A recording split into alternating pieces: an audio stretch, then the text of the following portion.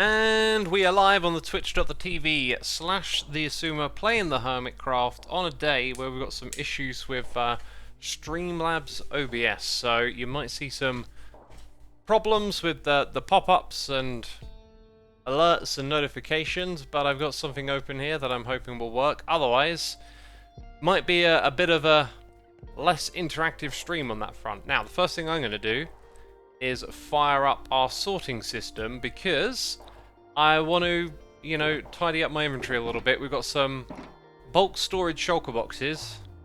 I'm not really sure where I put glowstone. Probably in... Well, look at this. I'm starting off the wrong way around. Probably over here. Yeah, like that. I need to clear out my inventory first. So, that's what we're going to be doing at the beginning. Just doing a little bit of tidying up, you know. Moving some materials about. Yeah, like I don't need to carry around shulker boxes full of these materials yet, right? So we'll put some of them away where they belong. And then things that can get sorted automatically into the system they go. I'm not sure if that's on the filter yet, but it ends up over here is the idea. And some stuff just needs to be sorted into the regular old shulker boxes like this. And then after we've done a little bit of that, we're going to fix up some ice machines. What was the other thing on my list? There's like 3 main things. Oh yeah, I need to gather a bunch of materials for a build. So we've got some sorting out to do, essentially. Welcome to all the peeps in chat tuning in, saying hi.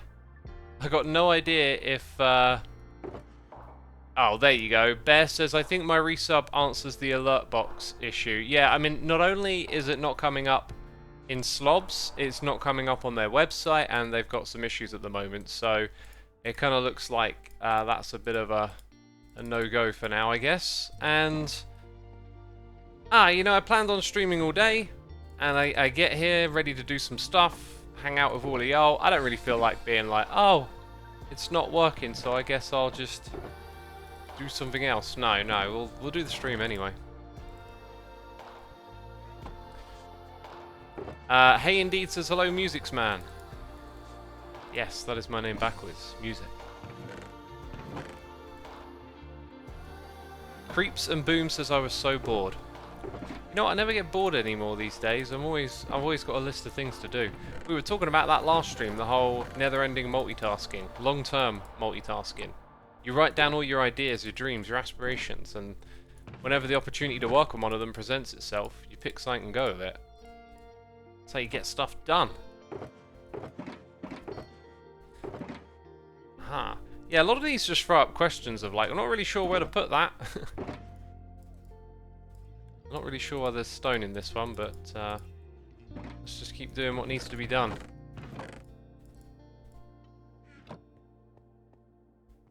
Hey, which Hermitcraft season has it reached, says V from. We're on number 9 now, can you believe it? Can you believe it? 9 seasons. Incredible. Anyway, we've been working on the base here a little bit lately and talking about it, and I'm kind of at a point now where I think I can turn my attention to stuff beyond my own base. So I'm kind of in the mood to have a bit of a brainstorm session as well. I haven't had like a clear idea of anything yet, but I'd really like to come up with a project that can sort of involve everyone and create a spectacle for people to partake in, you know. So I'm on the lookout for like a big project idea, like maybe like a PvP arena or something, right? But so many of those have been done before. To me, it's always about finding some new ground. Xisuma, what can you say about GTA 6 being less chaotic themed and more politically correct type of game? Says, hey, indeed, some milk. Wow, I mean... Okay, we talk about loaded questions. I don't know if your question is loaded or not, but saying that it's politically correct, right? Oh man, it makes me shiver. So if you haven't heard the news, it's gonna have a female protagonist. Like, how this stuff happens and then people are like, oh, it's politically correct, it's sexist, or it's woke and all of this kind of stuff. It's like, come on, it's just a female lead character. Get over it. Get over it already. There's 50% male, there's 50% female, and you got a game that always has male protagonists. What is the harm of having a female protagonist? Oh, just always this like this kind of reaction. I saw it online because it was quite funny. Actually, something prompted me to look up GTA 6 the day before, and I was like, yep, same old news on GTA 6. Everyone's still writing articles about how we know nothing about it. And then the next day it's trending on Twitter, and I'm like, well, that's because I searched it yesterday, right? But I click on it, no, there's this article, and we got some inside info, and it's in the works, and we know the lead character is going to be a protagonist. And then there's all those tweets. Oh, Rockstar's woke now, and this is political correctness gone wrong, and I'm just like, oh, for the love of God. For the love of God. Seth F says, male, female is still GTA. I can commit crime with both genders. Exactly. By the way, we are getting noises in the ear. Bellana T, thank you for 46 months. Asbenora Christ, thank you for the prime. We got Symphorin here for 12 months. Brainboy9 for 6. Archangel Condor gifting subs to Big Floofy. Skyriel. Flems 215, Drake Dog, and Toddy Cat. Be sure to say thanks in the chat for those gifted subs. I know we've got no noises in the ear today, but let's see if now that I've got them on my other screen, if I can swap things around and get this to reload on the left. Hey, it looks like we're back in business over here on the left. Sweet. And Bear 818 for 11 months. That was not on my list on the website. Interesting. Right, my stream setup is now back to normal, and maybe we'll get those noises in the ear as well. Xbot Mallow says, GTA has always been woke. It's literally about a prominent issue in America and how it's realistically handled. They just added a female now. It's not mind-breaking thing everyone makes it out to be. Interesting comment. I remember something else a while back where something like this happened, and I would also agree that the thing itself was kind of about that issue anyway, and oh, just the takes on some of these issues are just ridiculous, you know.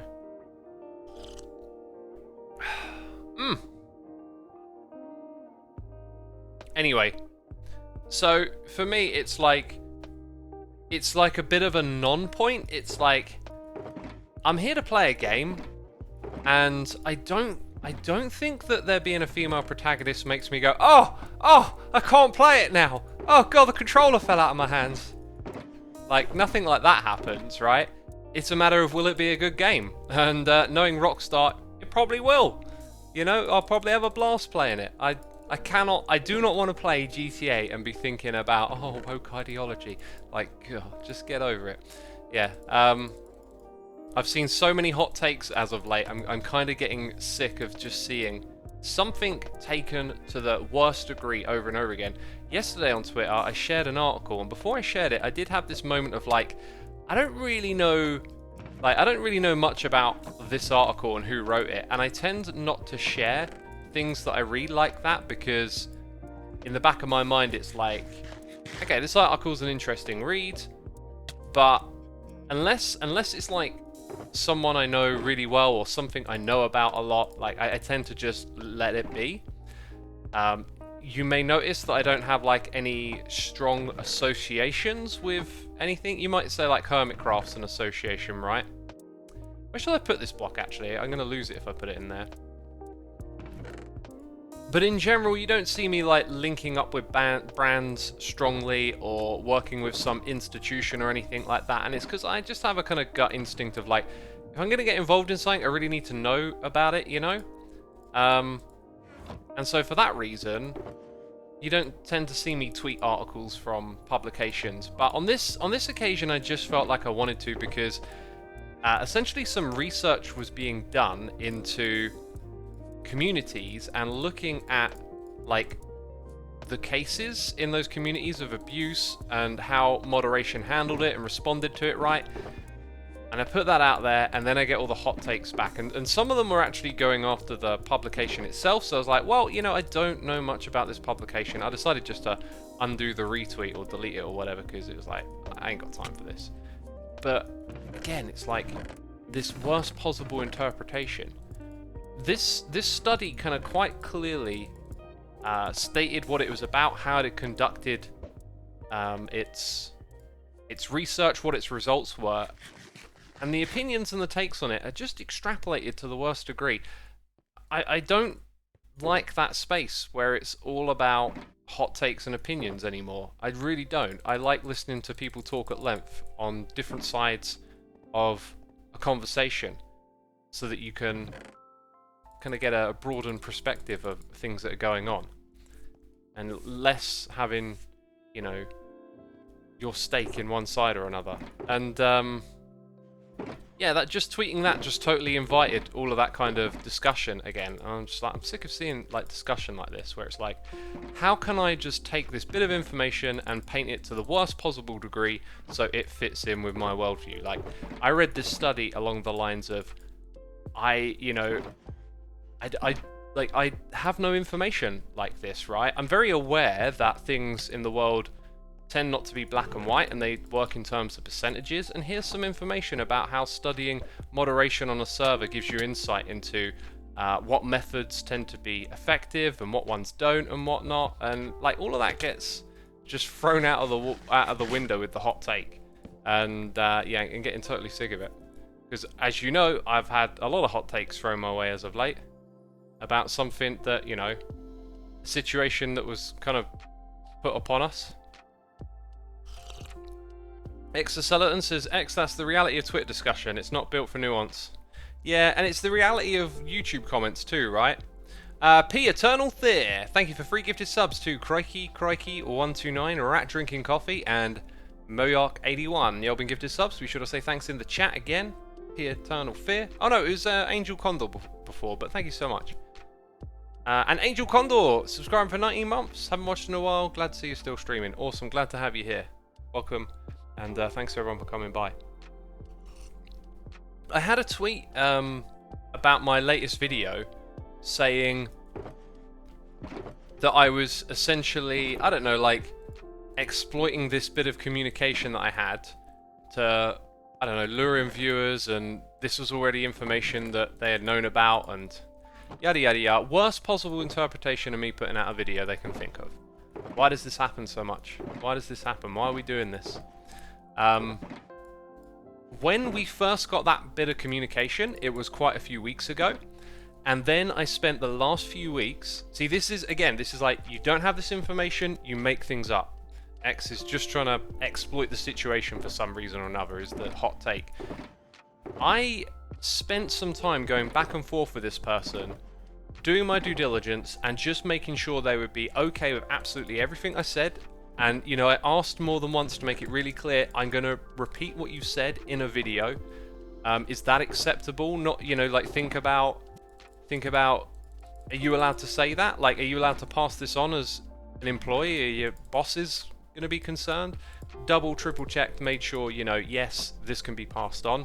And then clarified which bits we should pass on and not, in case there was anything that shouldn't be passed on for a reason. I did all of that. And yes, some of that information had already come to light. Not all of it, though, I think. In the time that I was figuring this out with this person, you know, they had made some more communication. And yeah, so I, you know, like, I tried to do my best, and then someone out there is just interpreting it in the worst way possible. Happens over and over again. It feels like the statements Mojang said also get interpreted in the worst way possible. Just, yeah, I thought I'd made my peace with it, right? When I put out my little podcast video, I kind of thought, oh, I'm done with this. And then I had to make one more video. When the release dropped yesterday, I was like, okay, yeah, I'm gonna do a summary. I'm gonna include that bit of communication that I have lined up. You know, I felt like it needed to be done, because I'd lined it up and they'd released 1.19, and then we can move on after that. But it just exposed me to another round of people throwing around their hot takes, and I wasn't particularly in the mood for it, I guess, you know. Some of these things can just go straight up into here. Elven Cookies is that one food? I feel like it belongs in there. And then valuables, I mean, yeah, this is where I put like the little novel items, I guess. And we can store some stone over here too, since I'm feeling lazy. Social media promoted keyboard heroes everywhere, says Kimmy Dowlini. It really did, yeah.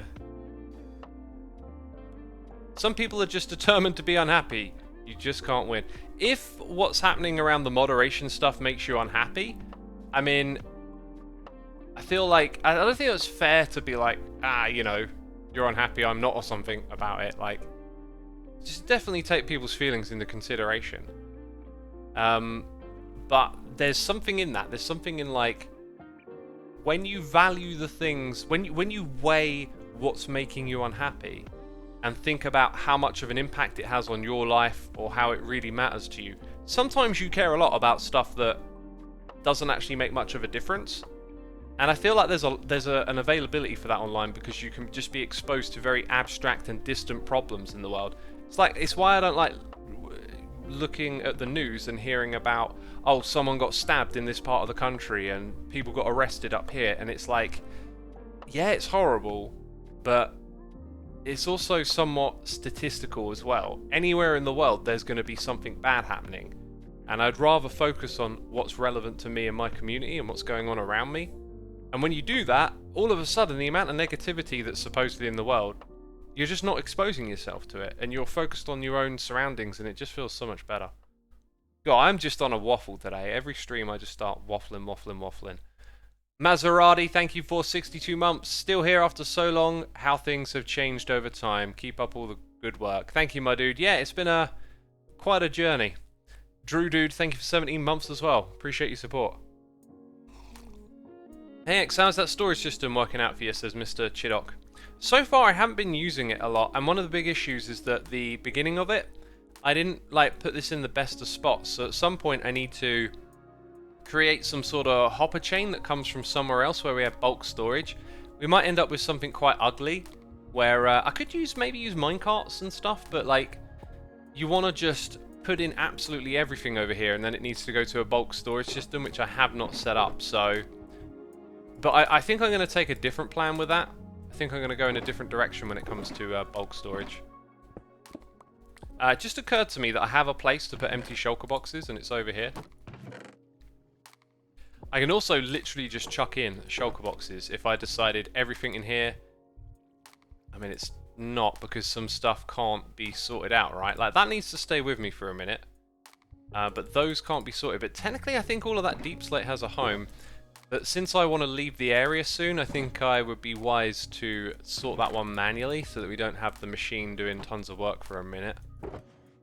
Yeah, so we'll rip those out, and then that one will actually take the shulker box and empty it for us. I could chuck some iron in there, but I've got a feeling I want to put that in the old backpack. So one of the things I wanted to do here was kind of like rip out every single box and just organize it a little better. Again, don't need all of those things in there right now. I don't know what happened to my sponges. I think they ended up in something different. So again, we're going to kind of lay everything out, have a real organize while the sorting thing's going on. So valuables, that's where I tend to put the iron, and it's always nice to have enough for a beacon, right? A beacon base. So if I need more beacon bases, I will have to come over here and grab some iron, I guess. Do I have like a thing for buckets? I don't think I do, but that would be the appropriate place to put them. For valuables, oh yeah, I got the other side record. It feels really good to find that one. You're like, yeah, that tune, that's a jam right there. Cool.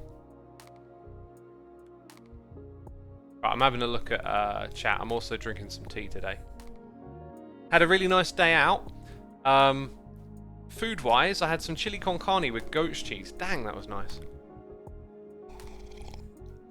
I don't know if you want to pass on comment about the chat reporting. However, it seems that arguments about not having an opt-in are mute if many communities or server owners are going to mod them out. Yeah, by the way, let me give a shout out to someone. I found a video where I felt like they just so well, eloquently expressed the situation in a way where you could converse about it. Lizard of Oz is the channel, and the title of their video is basically like, we're not talking about the right thing, which is a really good way of saying it. That's how I've been feeling. Like, To be angered about what's happening when you have a bad take on it, you could be angered for the right reasons, right?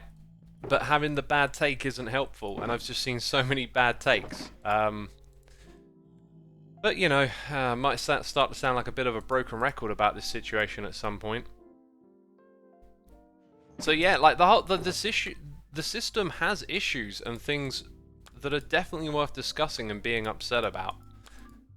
There is no doubt about it, and one of the critiques I heard recently, very well articulated, was pointing out how they did actually try to push this thing through quickly, right? And in a very insecure way. And they also suggested that what should happen is that it should go through vigorous testing. Now, that's a point I have not seen in any hot take. Like, I haven't seen a hot take where someone's like, this thing should have been vigorously tested. And I don't know if that's an industry standard for a system like moderation or not, but that makes a lot of sense, I think, to everyone, right? If you're going to have a system that can drastically impact people's, you know, experience, it needs to be properly tested, and you can definitely call them out on that one and say this isn't good enough, right? This hasn't met a standard that it should have met. So I think that's a real legitimate criticism, a fair one. I must have set up snow and ice, and I think I set it up for this one over here. I'm pretty sure this is where snow and ice could go. And like I've left all of this open for future categories and stuff, but it might all end up in the same spot. Oh, there's my chest full of rockets. I couldn't find that the other day, and I was like, I'm sure I had a chest full of rockets. Cybot says, with this storage system, I wonder if the upper three chests of any column get used at all. Yeah, you know, it's a thing, right? Like, certain items come in bulk and others don't, and you know, we try our best. I just wanted to build this system and give it a go. I feel like my Season 6 system, where we used ender chests primarily, is probably the best way to go, because you like everything to be portable. But yeah, we've committed to this now somewhat. I don't know if honeycomb should be in there. Useful blocks, where's useful items at? It's already laid out somewhere around here, right? Useful items. So yeah, there's legitimate criticisms of this system. Brutal Boy 1, thank you for the Prime. Bees and B, thank you for subscribing. Triviality, thank you for 500 bits. In the court of public opinion, there are always losers and only sometimes winners. That sounds very truthful, yeah. Because there's always someone who's got the counter opinion to yours and yada yada yada. Right, I feel like I should top this up with some ink and some glow ink. And that's where the whole system of having the shulker boxes on the wall works so much better than this. You'd have to set up a filter for each shulker box specifically and then keep it organized the same way. I'm gonna take... I don't really need to have so many of these with me all the time, right? I think we already got one saddle in a different chest. Bed is technically a block. Should probably go in the toolbox though.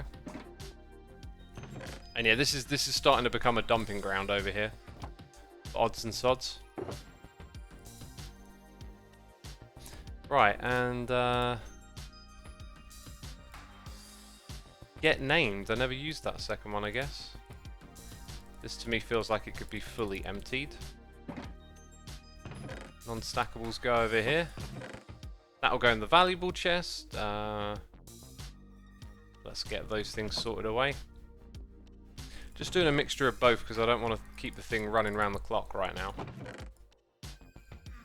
Valuables will be those things. Might as well put a totem in there and then endstone over here. Cool.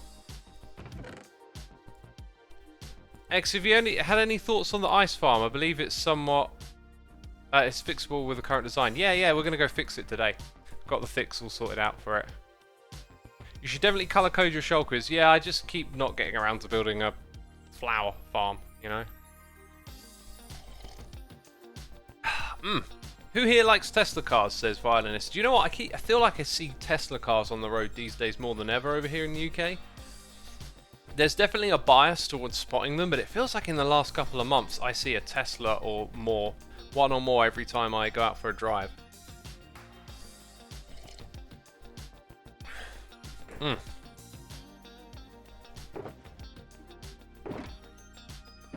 You know, hopefully the so-called EV revolution will actually make a difference, you know? That's what I'm hoping for. Just gonna, yeah, keep dumping stuff in the end and think about it another day.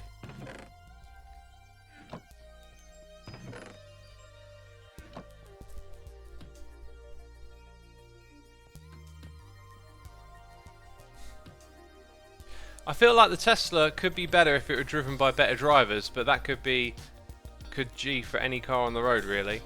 Wow. I mean, where would you begin? Like, why would there be a correlation between good and bad drivers and Teslas? I don't understand that.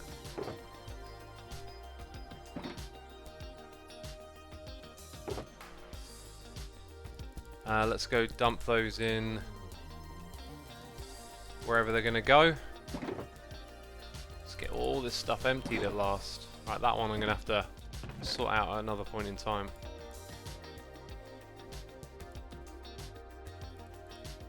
That one can come to the nether with me.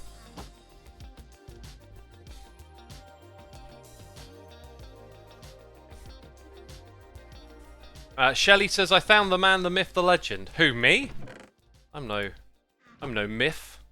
I'm here, I'm real, homie.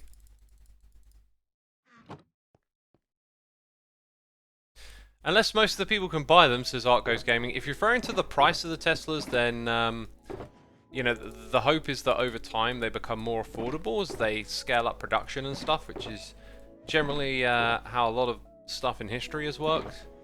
You know, thirst of all things are only available as, like, you know, luxury goods to those at the top of wealth that can afford it. And then as things scale up, slowly the prices manage to come down and things become consumable goods for everyone. I always like the historical perspective on stuff. As you learn about, like, the history of, I don't know, say something like mobile phones, you know. If you go back to the 80s, they existed and they were always, like, for the rich and wealthy, these, like, giant brick phones, right? And now, I mean, even if you're air quotes poor, it's like, in this day and age, you might have a smartphone. It's crazy how technology sort of scales, or the production scales like that you can bring it to everyone.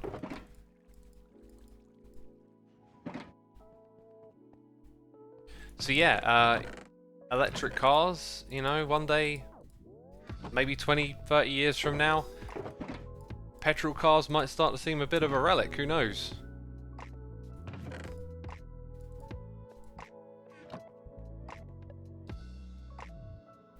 I guess I just noticed that Tesla drivers where I am don't feel the need to... Oh, that one scrolled off the top of the screen.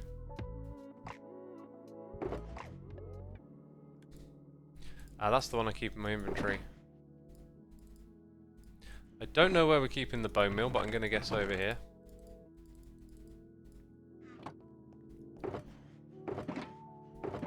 And then the arrows, I've got like 4 chests of arrows. And it's like, what for? Right, I don't know where the ferns go, so I'm going to let this thing just figure out all of that. Take the buckets too. And that probably means I have to stay in the area. Hang on, actually, let's rethink the idea with the ferns. Where do the ferns go? Probably down here. Either in that one or this one. There's a way we can find out, which is to... click on that chest, but... have not really thought about navigating into this space since I turned everything dark. Whoops. Almost whoops again. It's not that one. It's not this one. Right, I might have to refer to the old images. Dang. Haven't done that in a while, so... Minecraft, Hermitcraft, Season 9, Storage.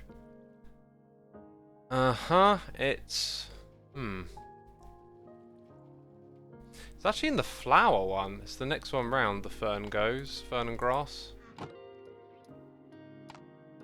Oh, stay on it, stay on it. This one here? No. Huh. Oh, did I? I think I moved things over to this one now that I think of. Dang it, I just closed everything. I was like, yep, we're good. Turns out we're not. Hermitcraft, Season 9, storage. Yeah, I think I decided to merge or separate or move some things into the other one, so I'm just going to put that in here. And then we're going to throw that button down onto the ground.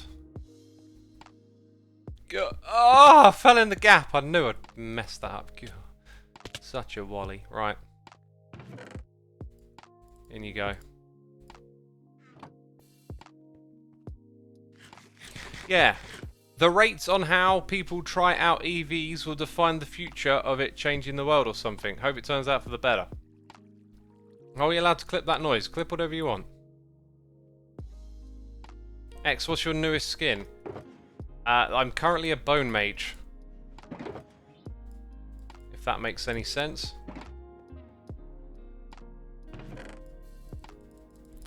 Get in there. There we go.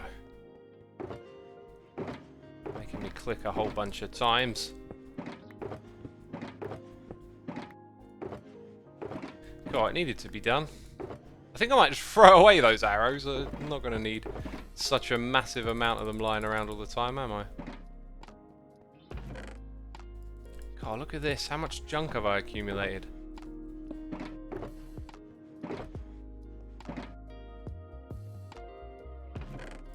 Right, compressed ice, ice, blue ice, all of that up there. Bone meal was over here somewhere.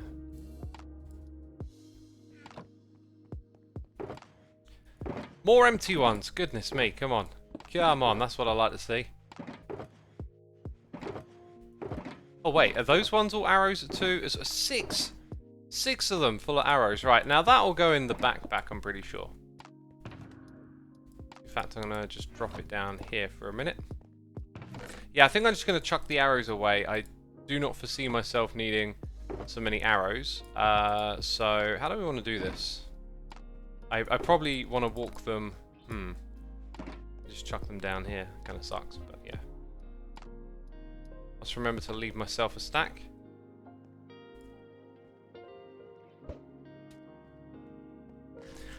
Lunarisso5, thank you for 12 months of support, and 4Gil96, thank you for 28. Appreciate y'all's support. Hope you're enjoying the stream, having a good time, all that good stuff.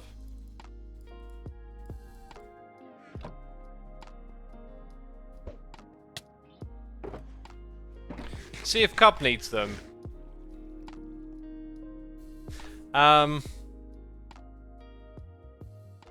See if Cub needs them. I don't know. If Cub needs some, I can just AFK at my farm and get him more, right? Right, so these Totem of Undyings, I'm just going to put them over here. B. Jossie Boy, thank you for 40 months of support, my dude. Appreciate it. Hope you're doing well. I wanted to take these things and just put them into there for now. Then we got that. See, these would probably belong better in here. Maybe I'll just have a few additional stacks of obsidian in case they come in handy. Then we'll put that away.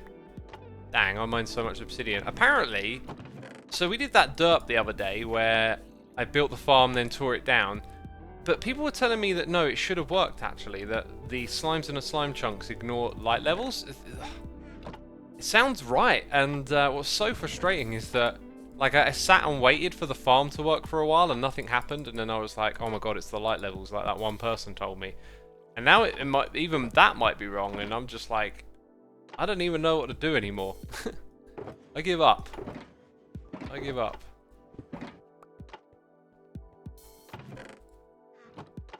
Right, now we got a whole bunch of copper, which I'll go put over here. Which one's copper? Oh wait, I can see it. It's not the same colour, right? Dang, that's so much copper. That's another project we've got to finish off. Got to get that thing back up and running again. like, better than before is the idea. Oh yeah, loads of sand. So that I'll chuck in the backpack as, I don't know, sand you end up using a lot. So yeah. As for these other things, I don't really know what to stock up, and we've organised these pretty well. Right, so redstone, supplies are looking alright. Maybe a little low on the pistons, I'll craft them when I need them kind of thing. Dang, I think we're pretty much done here now.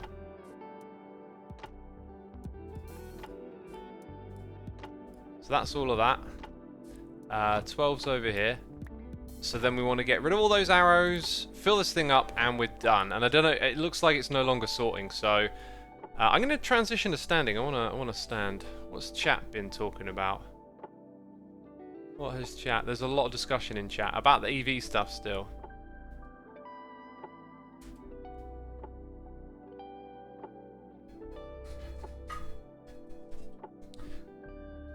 Lucro says, Notch a billionaire? Wow, really? Honestly, I didn't know that. Well, I dislike him due to his transphobia. Yeah, you know Notch is the guy who, with Minecraft, was one of the early people to push those progressive ideas before,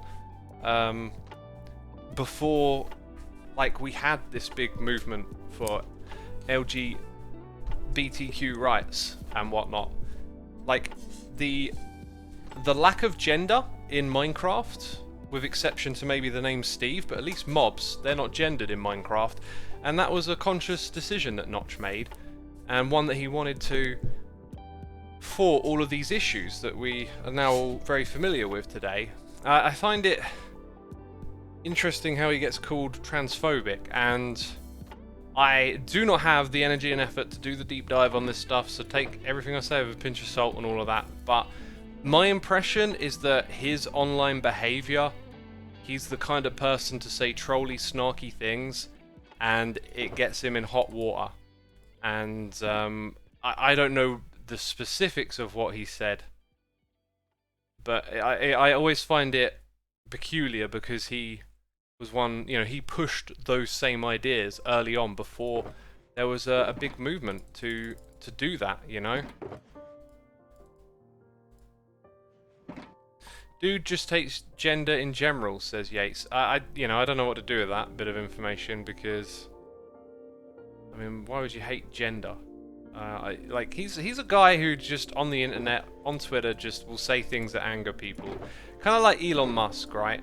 Like, when I first learned about what Elon Musk was doing with the rockets and the cars, absolutely fascinating, really interesting.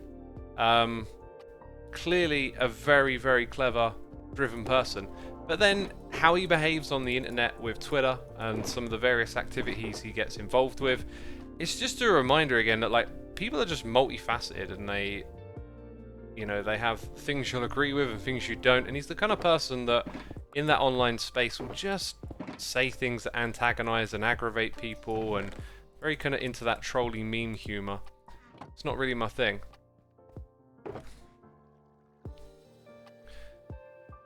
Look, personally, I wouldn't hate people just for the amount of wealth they possess. There's plenty of other more valid reasons to critique people with, I think, says Exoskeleton. Yeah, I think just saying because you're wealthy it's wrong is kind of a bit of a hollow argument. You need to, like, there can be multiple types of billionaire, right? Like ones that make money off of war, or ones that make money off of electric cars. Not everything is equal like that. Right, so mementos and stuff we're just going to put into these valuables chests over here. And then I tend to put the non-stackable stuff just over here. If ever I remember I got some potions lying around, it'll become useful again. Where is my useful blocks? Useful blocks. This should have, like, way more scaffolding in. And I think scaffolding goes into... Hey, that's what I'm on about. Let's grab some of that. Looks like name tags go in there as well, actually. Right, so I'll take that much with me. I've been using some of that, you see. Gigapies is food. Dang, we actually got to the bottom of all of that storage. I can barely believe it. So now we've got that to come with us. And now we need to, like, bring materials with us for projects when we do those projects, right?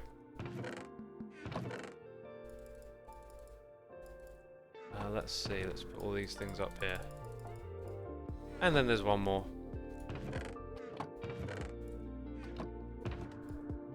Cool.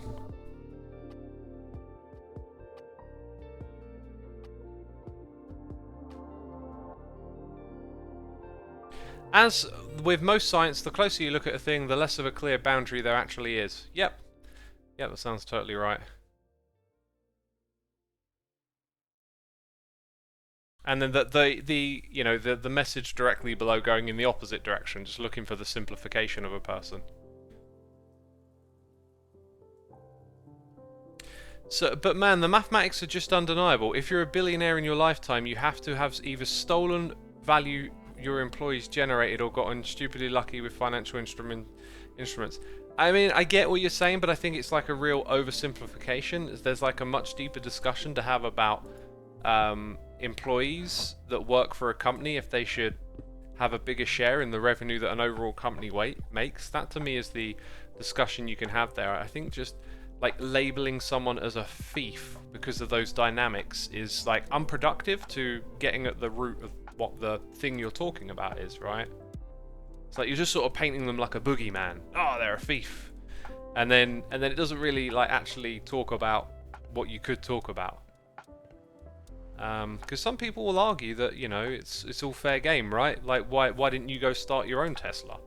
And I don't know if that's a fair point or not. I tend to lean towards more lefty kind of collective ideas, but you know. Right, now what are we doing? So, ice flying machines or some material gathering? I think we'll go work on the flying machines.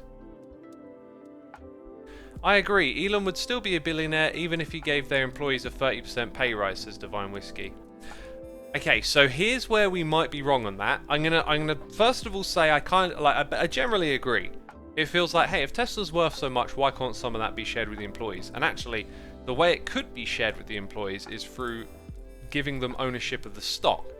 Someone might then make an argument for why they shouldn't have or be given as pay parts of the stock, right? Like, this is why you always need to listen to lots of different perspectives on this stuff, because like who here is a CEO of a company with shareholders and stock, right? Probably no one. So like if you start from a position of ignorance, you can think about all the things you might not know about. So there might be arguments there. Now the other thing you got to remember is that Elon isn't a liquid billionaire. He doesn't have zeros in the bank that he can all of a sudden throw at people, right? His money is not liquid. A lot of it is speculative, meaning the current trading price of Tesla stock, okay, is then you know, multiplied by the amount he has, and then they give him that valuation saying he's worth 300 billion. And if he tried to shift it all in one day and actually acquire a liquid 300 billion, you'll probably find he won't be able to shift all of that stock in one go. So is he actually worth that much? How much are you worth if it's all tied up in speculative trading, right? There's also these other elements that come into play, like how he can get loans based on the value of Tesla stock. So his liquid assets might be really, really small. Just, well, small is relative, right? Like, I don't know, maybe he's only got 10 million liquid, right? But then he can take loans to buy houses or whatever based on the value of the Tesla stock. So, you know, like, there's all these different factors about it. Oh, interesting. Very interesting. This must be what Logic built, and I think what Logic's done here is kind of actually miss what I was there. Oh, there's slabs there. Yeah, Logic's I think missed what I was trying to do with this setup, unfortunately. So the idea of my farm was to create something active where you go to it and it just gives you ice keeps coming in. So it allows you to go, I want to go AFK, come back, and there's lots of ice, right? I have been messing around with different layouts, and this is one that I found right here. Look, this is now like some redstone time for all of you, okay? That should have... Oh, right. I put obsidian blocks in from where I've been copy and pasting the machine. So we need to go and get rid of this. But the idea is that if we can't do it automatically, can we create a farm, that's a bit loud, where you can be underneath it and blocks keep coming down. So you'll notice that this one over here has this double platform thing. So the idea is that you could be in the bottom area harvesting, then you could go up onto the top area and harvest. Like, you can leave this thing running to accumulate, and then you can stand and be in and around the farm. That should not have stopped.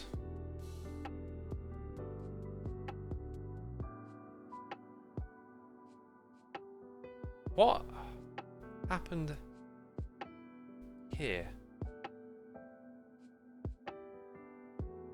It's got the same... Oh!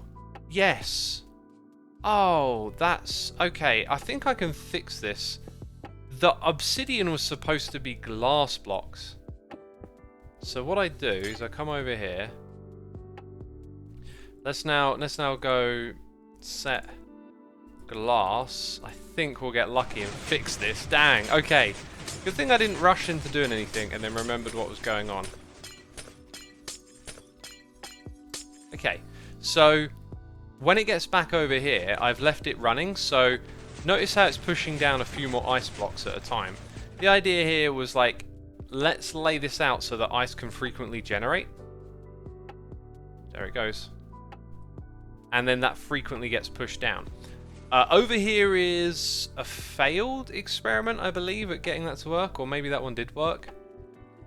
Anyway, I tried a whole bunch of layouts and had some issues and stuff. And it turned out that this whole kind of like working with diagonals, trying to be clever with it doesn't really work, but something like this is actually way, way better. So the idea here being that, you know, each row of obsidian just creates a row on either side where the ice can generate. The chests in the middle mean that the water can regenerate all the way across, and there's an additional chance of creating an extra ice block if you're lucky. If like it decides to put one here and then there, you know, then you got it going. So I'll activate this the once while we're on the server in the area, okay? Then I do that again to turn it off. So it's a really cool thing because you can just turn it off whenever you like, and then the flying machine finishes doing its thing. So yeah, here you can see water's regenerating, and then ice is generating again. So this turned out, in my opinion, to be the best layout. If we whiz over here, this is what Logic came up with, and I think he misunderstood what I was going for. This is more the sort of farm that maybe you would have run every once in a while. I could be mistaken though. There is like a relatively large amount of obsidian blocks, but this I'm sure will regenerate the ones that it has much quicker. Also, this was water around the edge. You can't generate ice off of the side of a block like that, I believe, or like a chest block or some other ones, but apparently you can that. What we should follow up this test with, I've just realized, is if upper slabs work, because this would actually change the game big time for the layout. I didn't really think about this until just now. Okay, so what we want is some water. If it will regenerate from the middle here. Okay, so it's made that square. We're not putting any blocks around the edge. If we come back in a bit and that's generated ice, then it totally changes the game, because you could put that down the middle here and then you've created a larger area in which ice can form. There might be some downside that comes with that I'm not aware of. So anyway, heading over in this direction, we have the solution to our farm, I believe. I'm going to just go in and build it, and there will probably be something I've missed, but this is a slower flying machine. I can see a problem already. The player's going to get nudged up. Maybe I have forgotten something, so does that mean all of this needs to become obsidian? Actually, what the player stands around, I think they're just going to go for the ice above. So if anything, it probably just means that you get a little bit more ice. This also means we would go back to this layout here. However, these will be better as chests, which are removable, and also no, this creates generation. Like that. Okay, so where's our little test? If this test works out really well, then we'll have something we need to incorporate. It's all the way over there, isn't it? So yeah, nothing yet. Enderman, keep an eye on it. Nothing yet. So, this slower flying machine needs one up top. Cybot put this together for me, so props to Cybot. Is this it? I thought... Yeah, okay, so you send it a signal update, one that probably needs to be, you know, the right kind of signal. That's a really cool machine, isn't it? It's 5 wide, yeah, I just wanted to double check that. Oh, and look at the way it stops. That's interesting. Okay. I think I'm going to use a schematic to rebuild this. It wasn't my original plan. I thought I could do it with screenshots, but I think a schematic would be smarter as it lets us figure out exactly where this needs to go. Now, when it gets down to the end here, I actually want to automatically have it go off again. And luckily for us... maybe luckily, maybe not. Like, okay. That's not causing... There's potential for that to be a problem. That's not the way you're supposed to activate it again. So I think what we'll do is we'll take a signal from here. When it arrives, that will create a signal. Now we probably need a little bit more time than just that.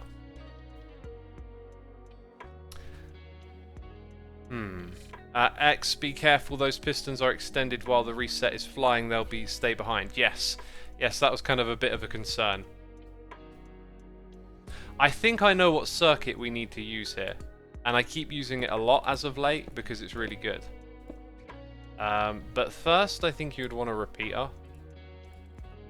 And I think I want to try and make this like a little more on the compact side, so let's go ahead and do something like that. So we create like a decent sized pulse. Okay, and then we've got just enough space here, I think, to possibly use a piston. Might be smart. Okay, so we want comparators and redstone. And I think we want to do it the other way around so that we can put that there. I think that in itself is good enough. And then... Okay, when I break that... Yeah, so we'll have to test this thing when it comes back. Now look at that. Look at how it stays on for a moment. That's good. That's really good. So we're building out a system to send it backwards. And then the one down here will have to be activated with some redstone that we build on the server. Okay, so what we should see this time is this thing go back. I'm going to cancel that because I just realised something important. This thing may arrive before the rest of the machine is ready. Let's watch what happens. Yeah, that would have sent out the signal way too early. I think what we might want to do, and I'm very cautious about this, we're going to observe it before we make it live, right? Let's go put a slab, because this is all about managing the signal. We've got a signal that's on, that's going to power our piston. So now it's already extended. Wait, I've got to give this thing a block or an update. Right. So when it comes back, we're going to imagine it's facing into that observer. Java Addiction, welcome to the stream, my dude.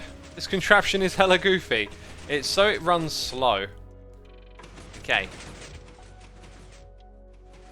Right, so when this thing arrives, we need to watch the piston behavior and imagine that it's in that space there, okay?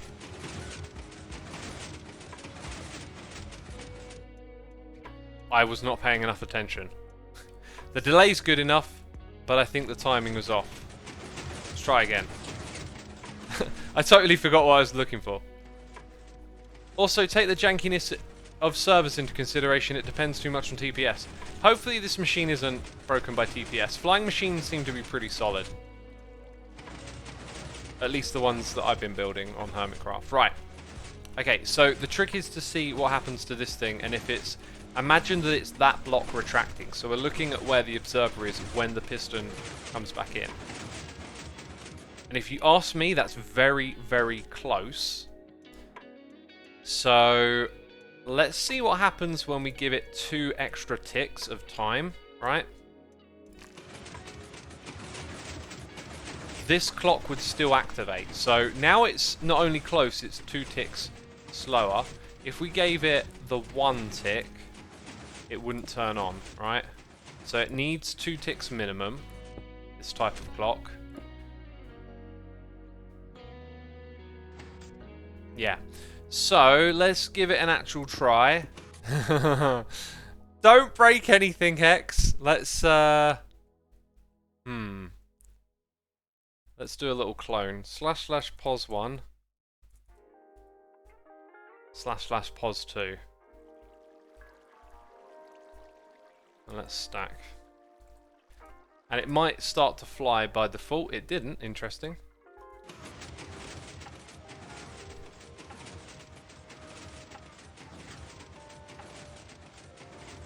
You know, we could add more delay with another repeater somewhere here.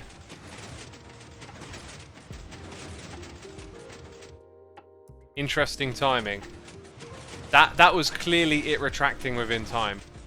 So I would say that that's good. It also looks like it might not be the most elegant way to lay out the redstone, but it's you know, it's guaranteed to work at this point. So that's the flying machine that goes on top.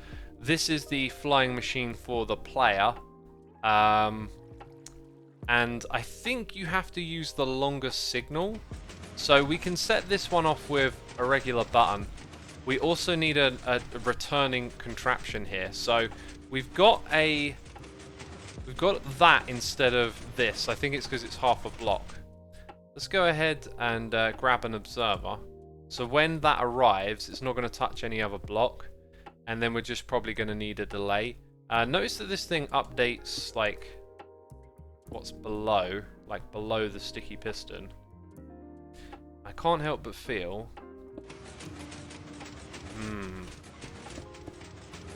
Should be able to get. You don't want to power it. I think that's the reason it points into the space below. You just want to update it. So let's say we got that there. Okay, and look at where that thing is. Maybe it could be here. And it comes back. And now we're in business. 2 repeaters. So there's a delay. Hopefully 2 repeaters is enough. If it's not, I'm going to cry. So we send the machine off with a button.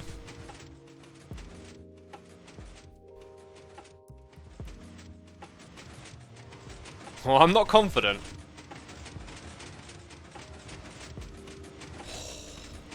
That was too close for comfort, basically, wasn't it? Too close for comfort.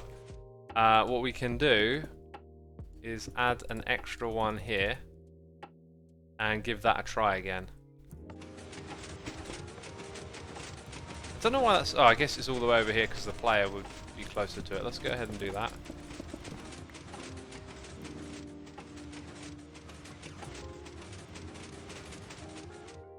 Oh! I wasn't expecting that. That would suggest to me that the length of this needs to be longer and that the timing just happened to really work out. Now on the server, I wouldn't be surprised if that could cause more problems than it solves. So let's go ahead and look at how we can extend the signal length. Although we do, I think we need... Let's see.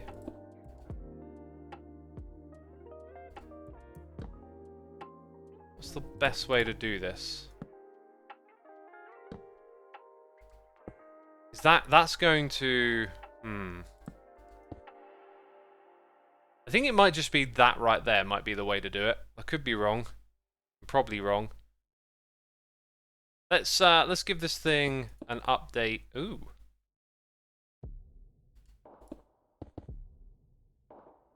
Like this.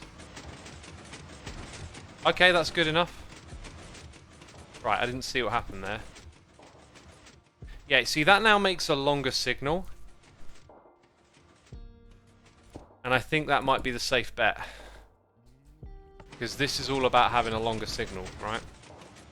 So the player gets all the way down to the end. Another consideration is that you, like, this one's a bit slower than this.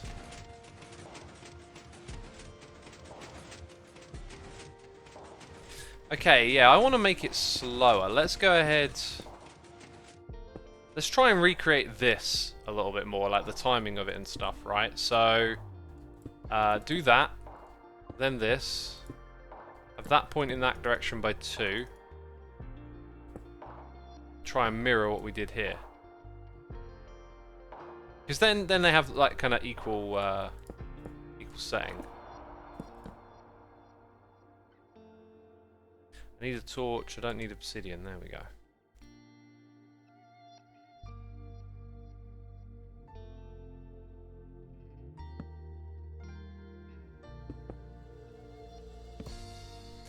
Yeah, that one was a block, right? And then this was like... one of those has to be a slab.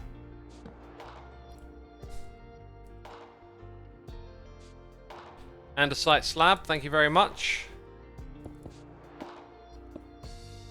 I kind of lost track of where the update is supposed to go. Dang.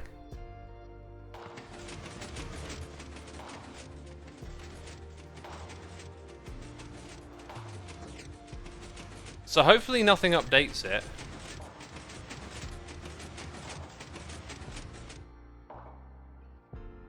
It's basically... yeah, that's not going to do it, but... huh. So I think actually...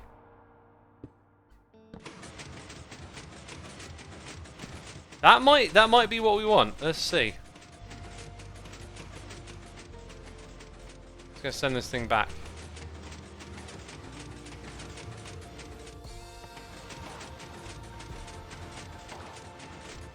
I hope there isn't like some design friction where this machine doesn't work for one reason or another, like it hits some sort of element that we don't want. Did you see how close that was?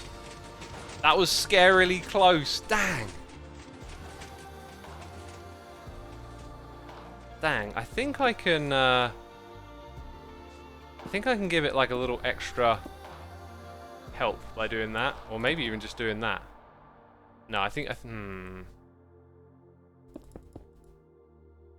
was too close for comfort, really.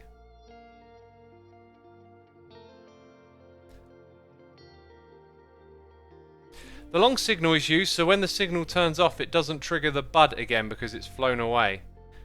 I see, I see. So maybe if I'm not using power, this will work just fine. I think, yeah, Also, did this actually achieve what we wanted it to, right? Let's have a look again. You know what? The timing doesn't actually look that bad. I think I'll go with that. I think I'm going to go with both of those now so that we can get back onto Hermitcraft and make these things happen. So, now what we have to do is go into the Schematic Manager and into the new selection. So we'll call this... let's call it ice flying machine. Terrible name, probably. And then go over to the other corner. Try and get it relatively close. Usually when I do these schematics, I spend a bit of time kind of like nudging things into the corner to make them efficient. But this time, because we're streaming, I'm just like, it'll do. Okay, and I can't actually see the render area. And I can't change... what's going on there? I can't change the level. Huh. What's that about? Okay. Let's think. Go back into here. Why would it not show it?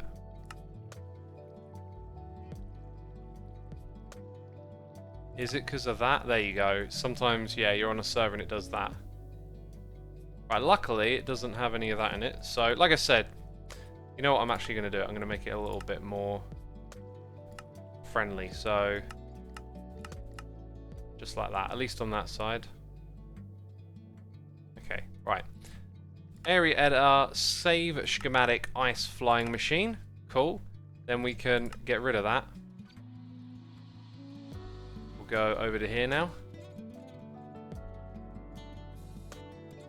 Area editor, or yeah, this one. New selection. So let's call that one the player machine. So yeah, we got the first bit select over here, second bit sort of down here-ish. And we'll move it like so. Cool, in we go. Area editor, save schematic, ice player machine is there. And we get to disconnect and go back onto Hermitcraft now. I understand nothing, but great to watch, says Alice. Well, hopefully you can pick up some tricks with the redstone, right? Schematic lol hee hee, says Yamikoza J. Don't be mocking my redstone wordage. Can we even call a schematic redstone?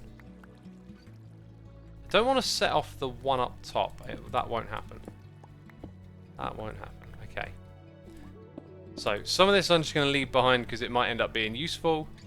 But as you'll see here, we're just going to pick this stuff up. And before we go too far off, let's now load schematic. Ice player machine.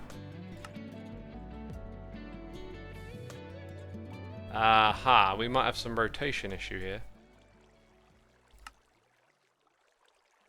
No, we can leave those on. The skull's kind of done for the minute, I think. I'm going to turn it off anyway, because it's nearby. In fact, I'm going to turn off everything, because it's all nearby. Right. Rotate, rotate is my gut instinct. Uh-huh.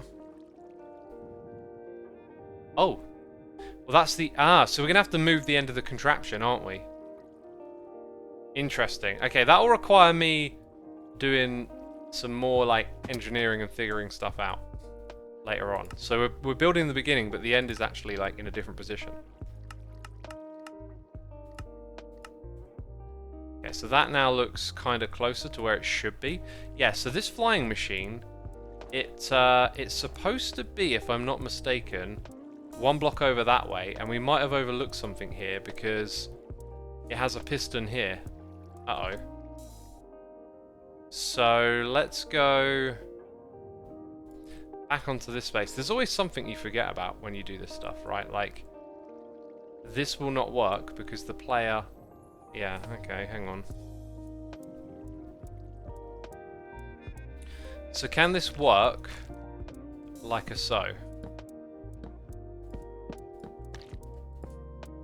Because then we'll be all right, you know. And I guess we'll come over here, do that. I think that's all you need. I think you just need the one.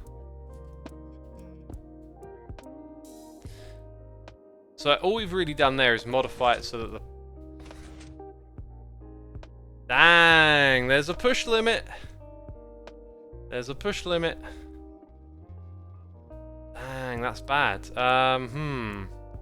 Okay, next potential option is not an option if that's...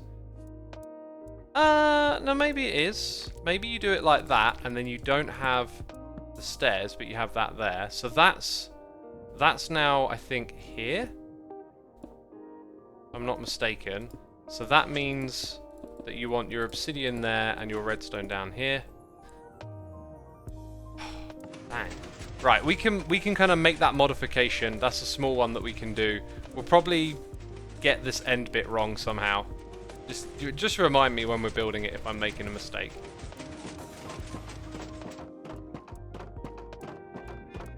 Ah. Fascinating. Fascinating. Makes a lot of sense, really.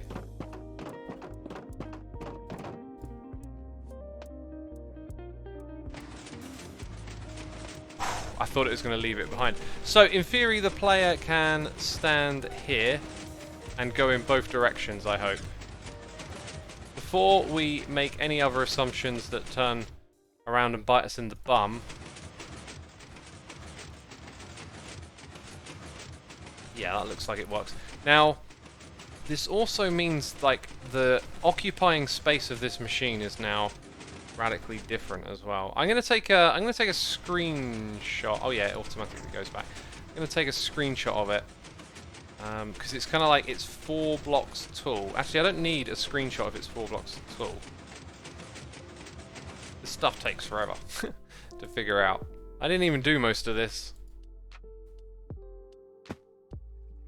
So we're talking about 4 blocks here. 1, 2, 3. So that level, it would also not fit. I don't want to rip this thing out, like, all the way down here. I've got all the ice that I need. I really don't want to... For now, anyway. I might need more ice in the future. I really don't want to rebuild this thing to fix it, essentially. So, I think, if we go back and look at the flying machine again, I think it doesn't fit the specification.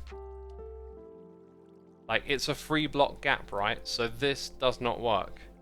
Unless we can pivot back to the idea of the flying machine being further over, which would mean this. But then we cannot attach 1 more block to it. So the player would fall off. If it could work like that, then we would have a solution. As for the top, I don't think we have to worry about this as much because it's about the vertical height and there's obviously lots of space up there. I don't know if Cybot is around. My guess is if it didn't like us having 1 extra block attached when it flew, it doesn't look like it would be a problem. Like, it has push limits and stuff, but let's just try it again in case I miss something. Cybot says, I think you can have the player part go more towards the side if you launch it differently. Yeah, it doesn't want to launch like that. It doesn't even want to push. So when that piston pushes, I'm guessing there's too much over here. I don't think I got the know-how to fix that.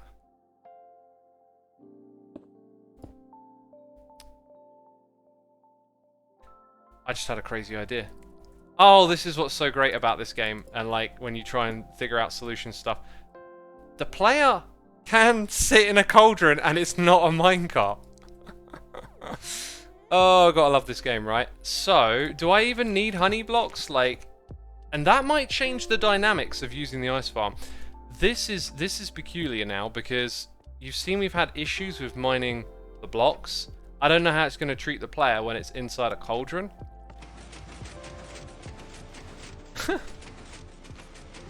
What if you never even needed the sticky stuff? All you ever needed was a cauldron. I should probably test that. I should probably test that on Hermitcraft, right? Okay, I got in there just in time, you know.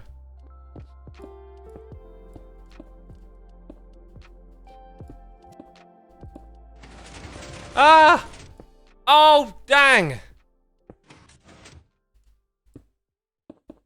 I broke things. I broke things.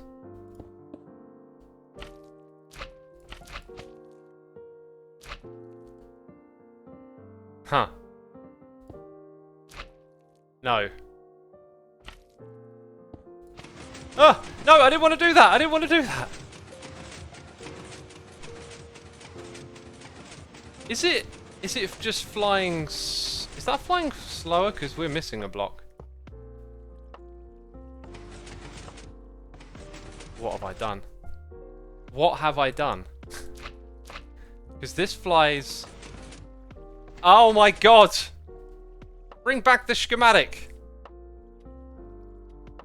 Wait, it's not a placed schematic, is it? It's like an area.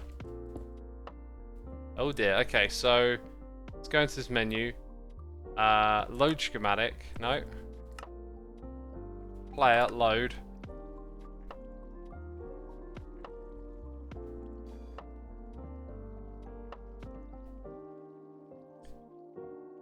Okay, wait, we need to get rid of that.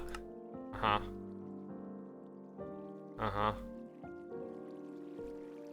So, loaded schematics. Or load schematic? No. Schematic placement. Move to player.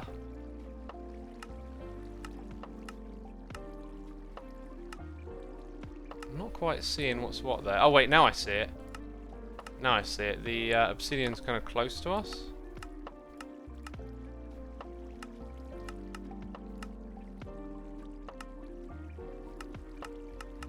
think that's it. So yeah, here you can see we got the observer like that, and the red. So didn't I rebuild it like that a second ago? Maybe it's something to do with that being wrong. Here's Cybot. Dang. Why? That looks the same. Let's get the honey block.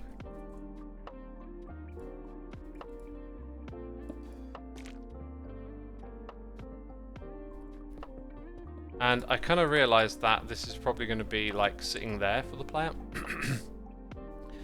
Oh, something in my throat. I need to drink some water. That's the point. I need to hydrate anyway.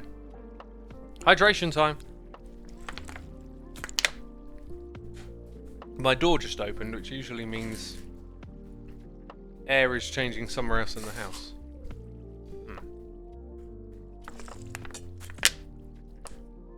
Extra slime block by top observer, apparently. I don't see it. That looks like the same setup as the schematic.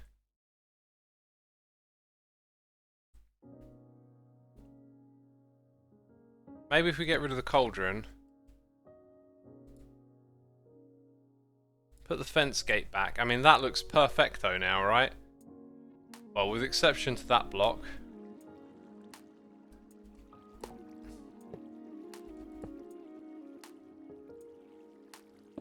I think it highlights a block if it's placed incorrectly. Yeah, so... Huh. Why that's not working is now a mystery, officially. That should totally work. Wait a minute. Oh! Oh, we had one extra block. That would be why.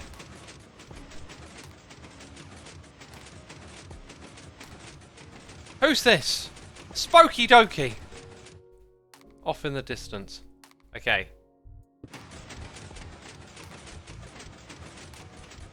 Right, so we're kind of back to... Okay, we got it working, so that's good. Let's turn off the schematic stuff. Is this thing configured?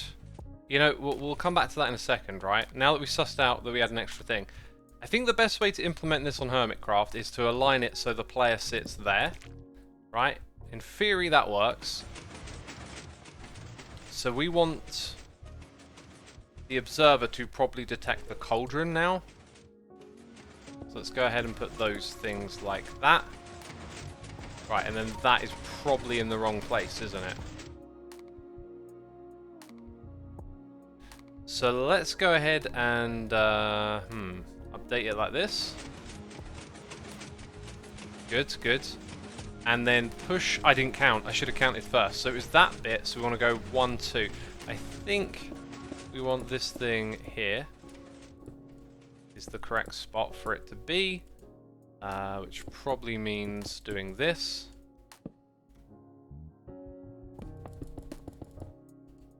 Huh.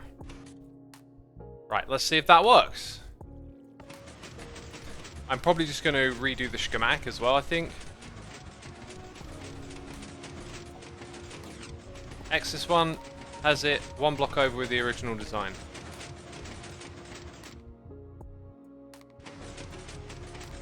That works. Okay, excellent. Oh, right. Interesting modification. Well, great fallback if the cauldron turns out to not be a great idea, because now we want to see if the cauldron's a good idea or not. And I believe I deleted my netherite pick. Dang. So if we go grab the netherite pick and enchant it. Enchant Xisuma, efficiency 5. Okay, what else am I looking for? A status effect. Effect, give Xisuma haste 909, level 2, true. And then we want to place some ice. So when I'm in here,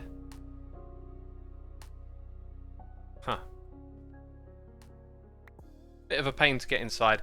Pretty much, yeah, pretty much level with you right in front. So 2, 3, 4, 5. I don't like how it's uncomfortably close to the next flying machine, but that's fine. And then let's go over here. Something like that. Yeah, so we go for this block. Over to this one. Put it down as ice, right? And then I'm going to sit in here. If someone listening who's also on the server wants to do the honors in just a moment. Okay, survival mode. Someone please do the honors. Okay, someone's coming to do the honors. So I'm going to hold down click. Oh, we can get full distance. Okay, tap forward when you're in the cauldron, get full distance. There's that. What? You cheeky devil. That is not how this computer game works. I am writing Mojang a letter of complaint. I was sitting in a cauldron, minding my own business, slowly being cooked by the fires beneath, and I fell through to my death. Unacceptable. Right, back. No, not back to the area. Creative mode. Goodness me. Back to the area. We're doing another test. I know how to fix this problem. I do. I swear. Okay. First of all, reset all the ice. Easy peasy. Let's go check. Ah, no. It adds a slight complication. It kind of does. It kind of doesn't. If we can put that.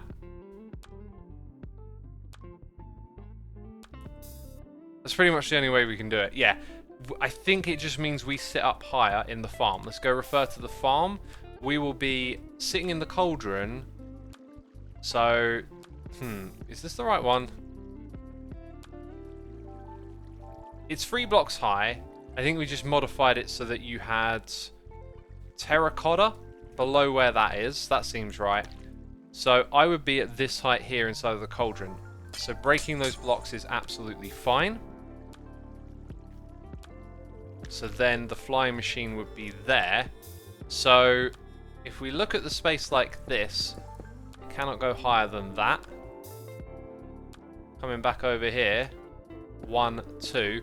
I think we're good. I think we've got enough space that will work. So once again, I'm going to need someone to do the honors in just a moment. We're inside. We're all the way forward.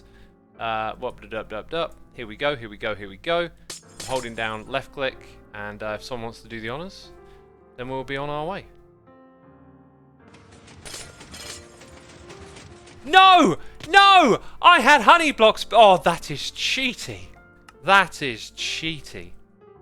Minecraft. Sort it out. Fix your game, Mojang. Fix your game. No! Fell off again.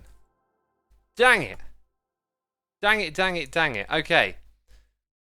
Next idea. Right. I'm going to grab a wall block. And I'm going to put the wall block here. Now, that's not going to let me sit. It kind of maybe it'll work, maybe it won't. I think we're going to run out of ideas here. Would someone like to do... Wait a minute. Someone like to do the honors? Oh, look at that. Now I'm actually not too high. Let's see what happens. Okay, got to aim it just right. Right, now we're not being kicked off. That's good. No! No! Thank you! Not that time, eh? Take that, Mojang. We got slime blocks down here. Beautiful stuff. Okay. Okay, I am super disappointed that I am being kicked out of this thing right now. So, if we go over... Ooh! Like, we don't need that much space, but this is a good way to test it. I would also not build it with that much. Is there a reason there's this much space?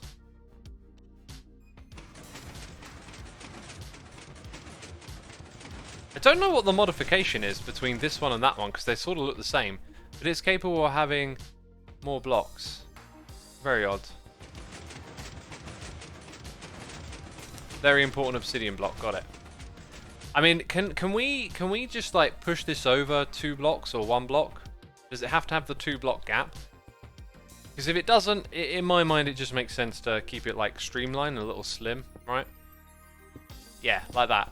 While you do that, okay, yeah, I'm going to shift the terracotta blocks, as I feel like they will be beneficial for aligning this thing. Let's get the redstone from... Yeah, let's go... Hang on, let's think. Yeah, move by 2. Let's get the redstone from one place to another, hooked up, and then we've got the thing... That might have been my fault. It's been left over here, and it's my fault. I never meant to give you mushrooms, girl. I never meant to bring you to my world. But now I should have made those lyrics about Redstone. I never meant to give you honey blocks. I never meant to break your flying machine. Okay, it doesn't work. It's terrible. And I sound like a cheese. Right, let's give it another whack. Another whirl. Yeah, we got something right here. I never meant to give you redstone, girl. I never meant to bring you to my world. But now you're sitting in my test room crying. Test room? Dang it!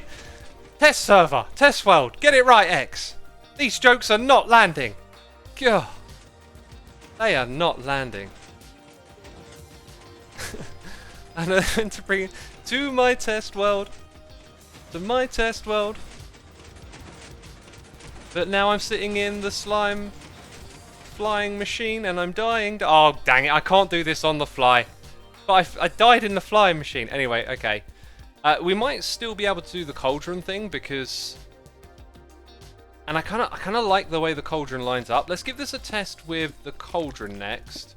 And just see if either player stay... Okay, I'm going to need my glorious peeps to help me with this. So the alignment is 1, 2, 3, 4, 5. Then we go all the way over here. Okay, so like... Fill. Over here. Fill. Ice! Dum dum dum da da dum dum. There's another parody for you. Yeah. Vanilla Ice, eh? Greatest rapper of all time. The true GOAT. Okay. There we go. And now, when you're in, you can't get out, so that's cool. Right, so now switch to survival, hold down left click, and... Did I make that 6 blocks back? I think... Cauldrons suck! They need fixing! Mojang, fix your cauldrons! Gah. This is rubbish. Right, we're going back to the old method. And now that thing is misaligned, but it still gets an update. Yeah, so back to the old effort. Whack on the new redstone. This one over here was good. We just need this circuit over there. I can see another problem with this, actually. But I already know how to fix it, so that's weird. So we want to put this at a different height, right? I'm going to go... Expand... I don't know, 4. If we come over here and stand at this height... Hey! 15 minutes ago, Joel Kip, 81 months! Our noises in the ear are broken today, but thank you so much for your support, my dude. If I copy it from there... Incredible, getting some crazy numbers now. We copy it from there, and we say that it's this bit here that we want to get. I think I just need to stand there, and then paste the contraption. And assuming that the alignment is probably different, so for that reason, let's get rid of some of the redstone. Yeah, the alignment appears to be somewhere over there. So we don't want that. This thing's gonna detect that block. Oh, we needed that! Love the way you just see this little head and arm swinging in at the bottom, like, whoa, here to save the day. Okay, so I reckon this can go here. And then... Okay, I got the wrong type of block. There we go. You have that bit, comparator clock, right? But it's all a little too close. That being said, the way it updates might actually be correct without the piston. We were also trying to preserve... Oh, I'm not looking at this properly. That's where the power comes... Okay, so it's going to go back 1 anyway. And now I don't have repeaters in my hotbar.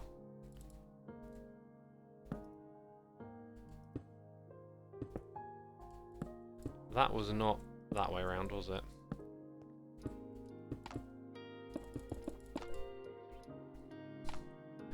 Composter, not pushable. Good thinking, though. So this is one of those ones where I'm not sure if putting it that way around would work. Let's do some observing. We could just put the Oh, dang it, it's the wrong end. Whoa, it changed. We could put the redstone torch in that space, I think.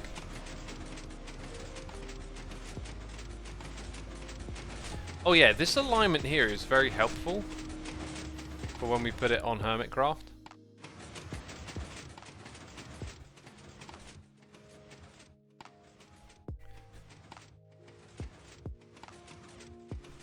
We still got time to fix this all on Hermitcraft, by the way. I'm hoping for an AFK session today.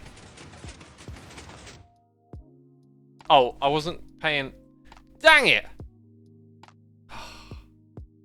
Also, it kind of looks like if you needed more of a delay, which I think we might have done, that might work.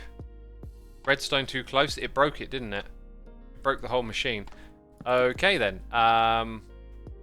Let's go back to the drawing board. And get our redstone at this level, then at that level. And pull it all back. Again.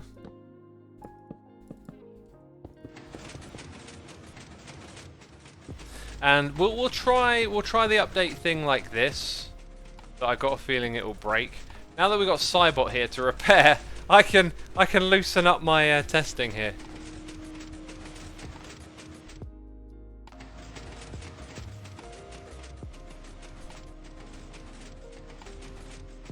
Why am I not using a minecart? Because if you're in a minecart, the speed is even slower for mining.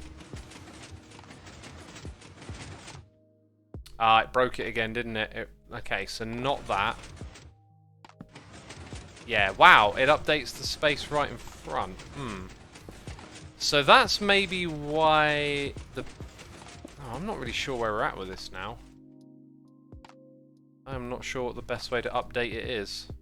Maybe all we need is like a delay. Just maybe we're overcomplicating things here. I guess it might depend a little bit on the pulse length. I'm not sure if that's in the correct spot or not. Try a pig with a saddle. No. No thanks. I'm not going to get into all of that. That just adds more and more variables that could go wrong.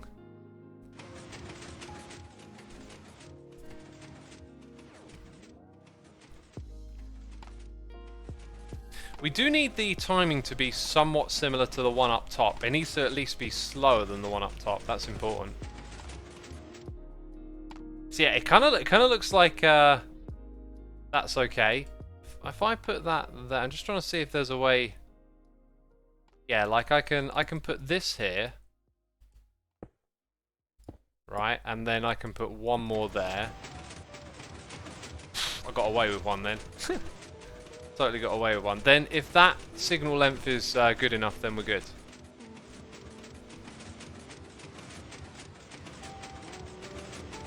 Couldn't you just put yourself in a minecart on some honey blocks? Go test it yourself, and you'll see that it don't work. That's why we're not doing it.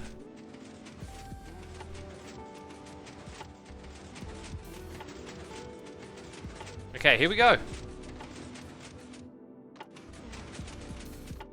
The answer is no. So the length needs to be longer. How to go about... Well, that's why we use the other clock, isn't it? Yeah. That'll increase the signal length. The delay could do with being a little bit longer, was one of my thoughts. So why don't we power it from maybe over here? This way we get even more delay onto the circuit, and then it's definitely behind the other one. That would mean that these need to be swapped.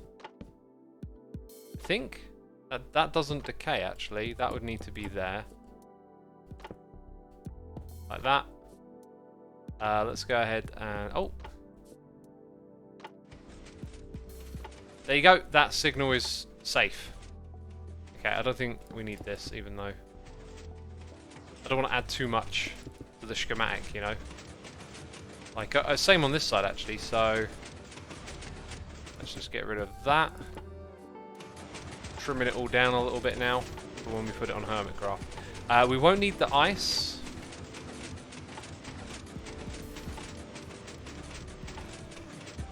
I was actually trying to type in my name then, which makes no sense. Nice. Well, there you go. Let's make another schematic. Let's get on Hermitcraft. Let's build this thing.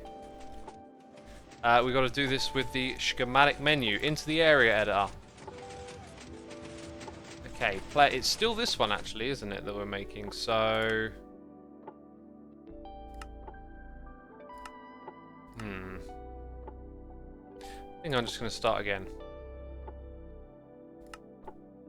Player. Ice. No, what do we call it? Ice player machine 2. Configure. Configure over here.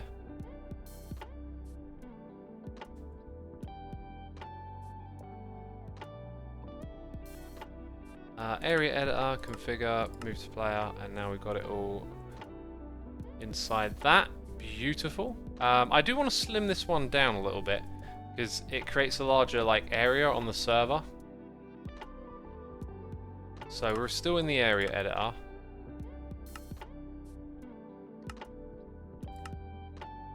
It's actually kind of hard to see, I think. Yeah, that's the top of the contraption.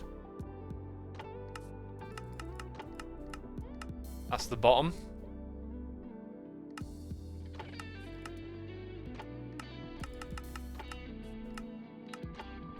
That's those corners figured out. Come over here. You know what? I probably don't really need... actually, it helps to slim it down on that side. Okay. Yeah, like that. Area editor, save schematic, save. Sweet! Thank you again, chaps, for the help. Let's see if this will work on Hermitcraft. Spooky and Cybot. And I believe the flying machine up top will probably not need any modifications. So, off we go. Hi-ho, hi-ho. It's off to Hermitcraft we go. With a slime block here and a slime block there. Hi-ho, hi-ho, hi-ho, hi-ho. Okay, place down the bed with a slime block here and a slime block there. With a slime block here and a honey block there. There is redstone everywhere. Ah, we've still got the old one in front of us. Let's say hi to Cub. Schematic placements. Remove.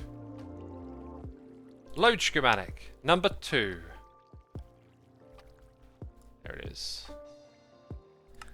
Got that neck update schematic. 2 of them. Oh, 2 neck update schematics. Neck update height. What the hell is the neck update? Well, that is just a secret. Okay, enough goofing around. Rotate, rotate. Drop the hate. Forgive each other. That's how those lyrics go, isn't it? I got no idea if it's going away or to me. I think now it's going away from me. Yep, so that is correctly aligned. Look at that. Right, now, starting position needs to have the player in front of that obsidian block. So, actually, I had it so it was the one behind. Yeah, there's that second obsidian block. So if I just get myself in line with that a little bit. Here we go. This should make it easier.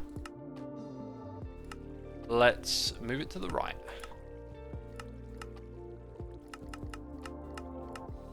There it is. So that's where the contraption needs to be built right now. I think I'm going to add those terracotta blocks. That being said, I don't think I actually have any left. Because I just emptied out my entire inventory, right? Yeah. Okay, let's build this thing. Dig out a little more space. As you can see, it doesn't need too much more than what we've got here. That's good. Dang, this is so exciting. Finally, it's fixed, they'll say. Right, now we can have a waffle about stuff and things. What stuff and things do you want to talk about today, peeps? While I do all of this, we need to waffle. It's my speciality. Whoops, I just broke that. Also, probably a good idea to put in some obsidian blocks to block anything from getting away. Right, so we need our redstone chest and then some obsidian from somewhere. Right, because we don't want this flying machine getting away. So at the back here, we got 3 blocks. That's good. We got 1 there. And we still got the haste effect. Feeling old versus being old, says Joda Low. Yeah, okay, that's an interesting one, getting old and all that kind of stuff. I really believe a lot in, like, attitude and how you talk to yourself and how you can essentially, I don't know, manifest ideas or tell yourself things that are more likely to be true, because I think objectivity is a little more elusive than we would like to think.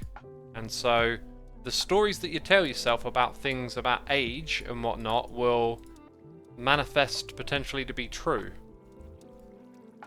So, you know, you have an option over how you can look at time and your life on this planet and what you make of it all.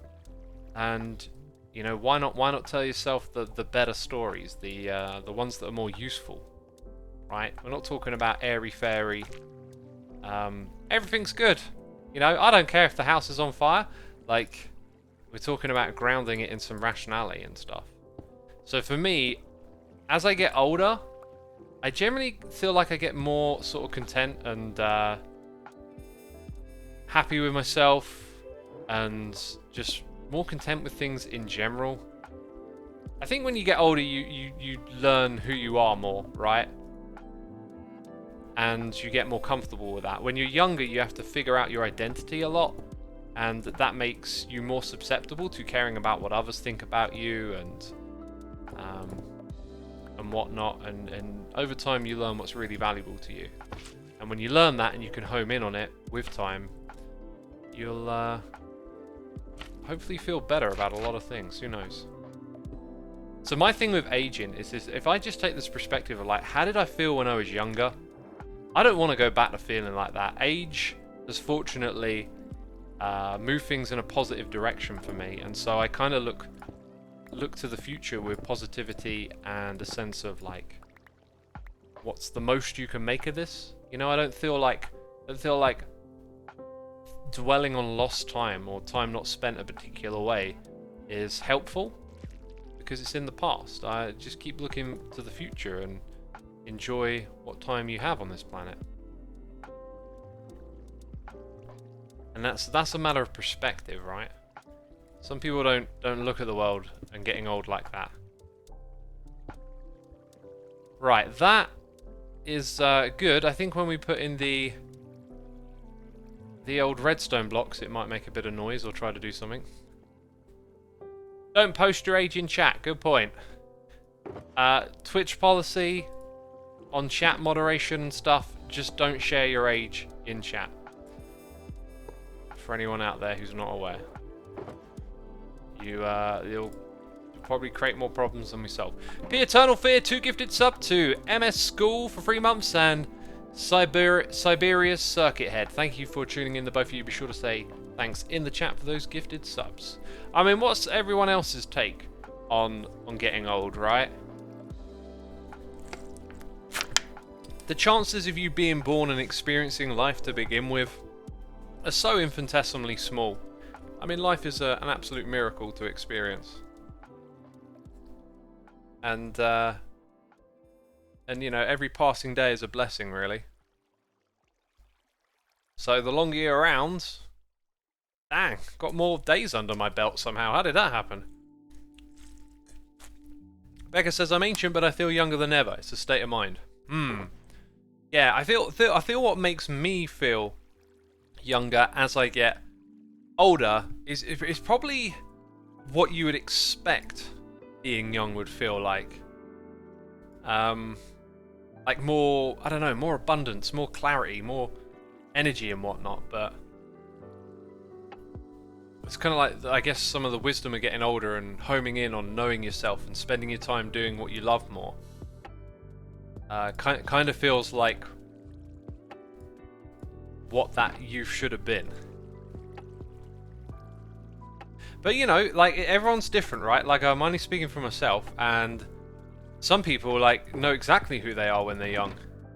Whenever I meet someone who gives me that impression, I'm always like, dang, you got it figured out. Like, if you know exactly what you're doing from a young age, that's awesome. But then the thing is, like, as you get old, you just spend your life doing what you know you love. So, like, you're probably going to have a pretty darn good life. If you sussed it all out early on. Okay, so now what we need to do is go build the end of the contraption. I will need to pop onto the server again. We kind of, you know, I need to check I've got what we need in the inventory. I think we've got some of it here. I need more things like smooth stone, as that's like my, actually, I'll just probably switch it over. Now let's get a furnace. Let's get a furnace going. Because I can be fussy. See, when we were sorting everything out earlier, I didn't think about what we'd be doing later. It's always good to think ahead a little bit, because then I could have been like, oh yeah, I need to bring some of those blocks with me. Right now, don't really feel like flying around to get some again. So let's grab some blocks of coal. And then get some stone from over here, smelting. Just put in half a stack on each side for now. And then let's pop off and just double check what we're building. Physically aging and mentally aging are two entirely different things, but mental age is manageable. So if you feel young, what can stop someone from doing stuff which is supposed to be for young people? Yeah, only physical limitations, really, right? That's the way I see it. If you know, you want to go watch the latest pop person, singer thing going on, like, why shouldn't you? Yeah, go do what you want to do. Dang, this is like super weird. Feels very cheaty. Yeah, so essentially what I want to do is figure out where the machine stops. So the measurement that we need is our observer is going to be like 2 blocks over from where we stop. So it's going to be outside of farm, block. I think I remember that. Outside block observer. Outside block observer. So like 1, 2, 3. My friend is outside observing a block. That's how we remember that one. That actually kind of works. I love that joke, but that works. Okay, so here's another thing I need to do. Come over here. There's the observer. Right, wrong one. Wrong way. So now it's somewhere down there, so we know what button to click. I built a simple magma farm above the roof of the Nether. I'm surprised more people don't do it. That might be a really cool way to do a frog farm. I love that idea. Just use the roof of the Nether.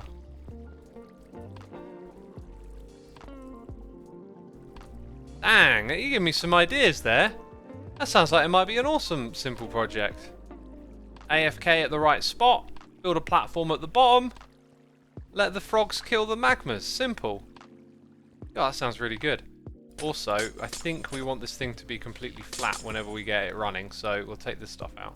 I've got to modify all the obsidian up the top there and pick out the proper way to do that again. Right, so my friend is outside observing.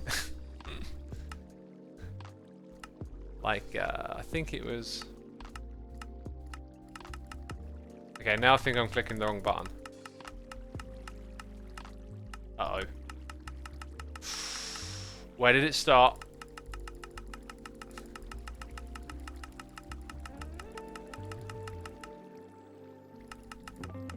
Uh-oh! Uh-oh, spaghetti-o! I can't remember where it started. Dang it! Okay, let's try again.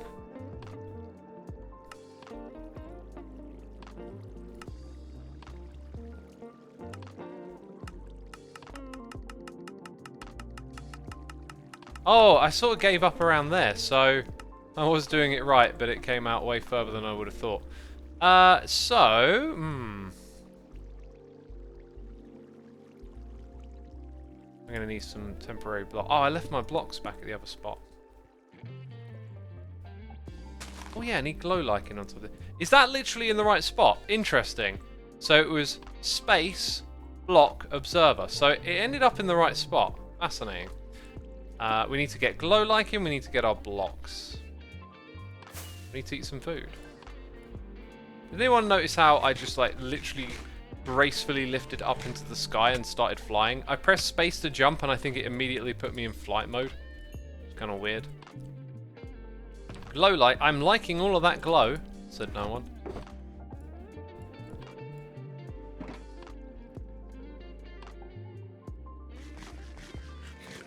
The older I get, the more I play. I used to feel guilty about not being productive all the time. Now I'm like, balance is better. I have a lot missed fun to make up for, says Seesaw for it.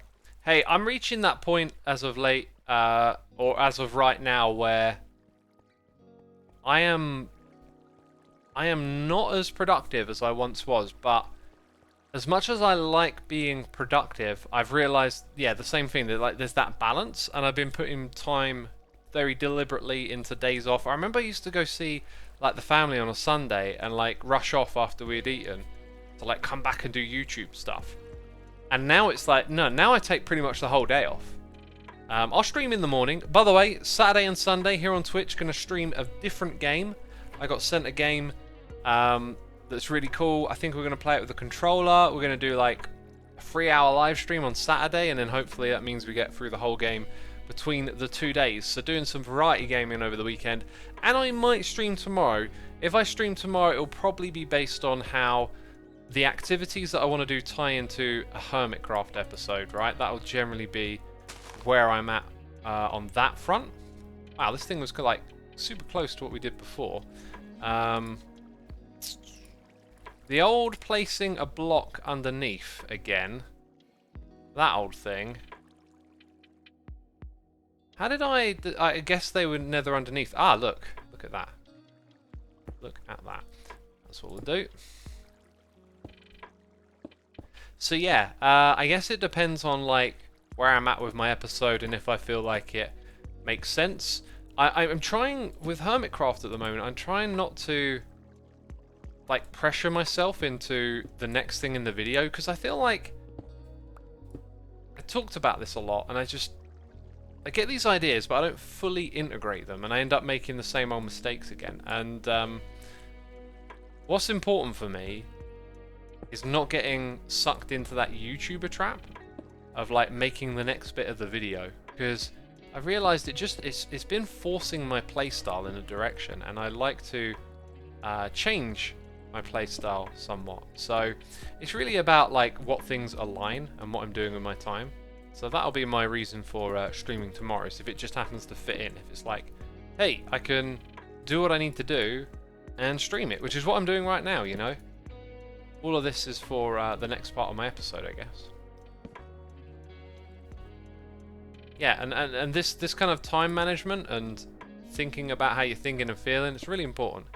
Got to keep things in perspective. It's too easy as a YouTuber to like grind and burn out, and I don't really do that anymore. I'm just going through a period of like getting a better grasp on how to balance it all. And if you don't take the time to assess what you're doing, you'll potentially make those mistakes over and over again. Right. So what's going on here? That's like the old strip of blocks.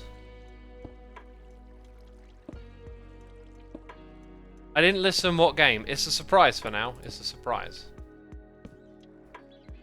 But I don't really know too much about what it's about. I just kind of looked at it and went, hey, go on then. Like if someone gives you a recommendation for a game, and you know who they are, so you know they're recommending it to you because they know who you are, then it's like going in blind is a little bit more fun. I don't want to go in fully blind. I'll have to do some setup stuff and whatnot, right? That's the only bit that we need to build, if I'm not mistaken, so that's done.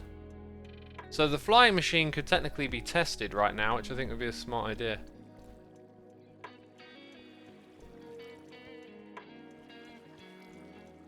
So, yeah. Mr. Beast just hit 100 million subs. Amazing, well deserved. Incredible what he's doing. Oh, almost fell off. I saw his fasting video. I was like, dang, man, he really gave it a shot. I have wanted to do some form of fasting. Oh, right, we moved the schematic. It kind of looked odd to me, but I think that is the way that it sits. Let's go double check that. I've wanted to do like a day fast or a multiple day fast for a long time, but whenever it comes around, I'm always gunning for that next meal. It's like yeah but no kind of thing. Actually, I think it's just that, isn't it?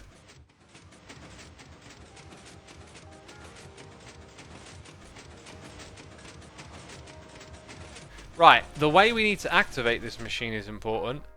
So we're doing it with a player button press, and it's got to get to update that last piston. Which I can do, but would need to rewire for future use. That's something to keep in mind.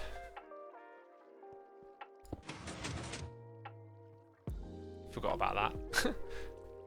Oh, it pushed those blocks up there as well, so they can come off. So, I think we've got to kind of follow how it was done before a little bit.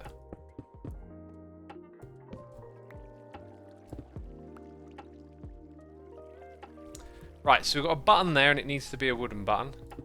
Testing.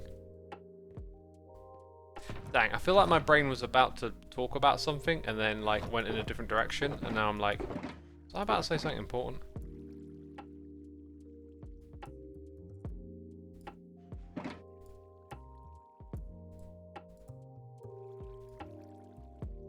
Not fasting. Oh, that was it. Fasting. Not fasting in particular, but I managed to drink way less coffee over the past few weeks. Well, if that was your aim, that was what you were trying to do. Well done.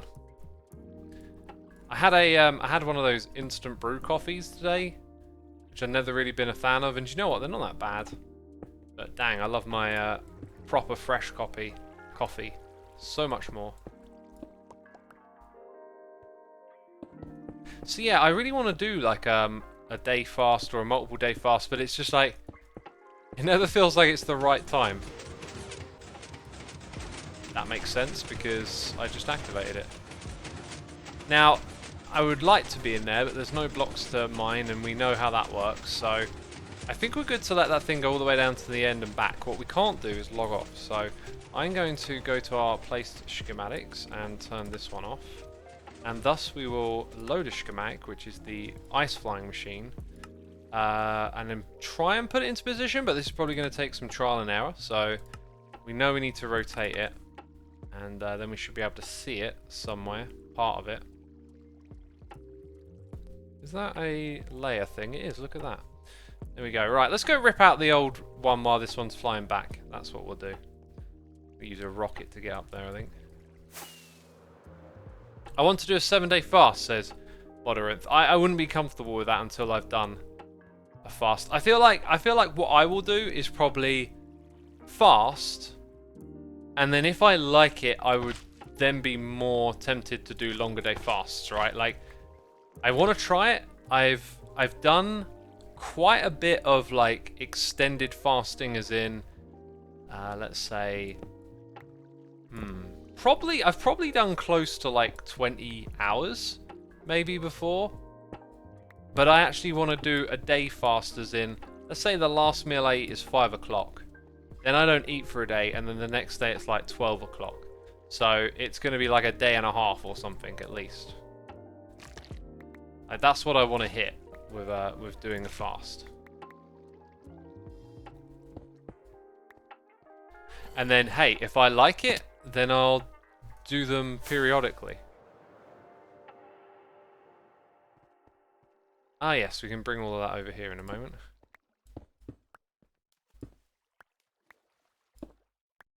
I'm not sure. I think I would do it without coffee. I would just use salts.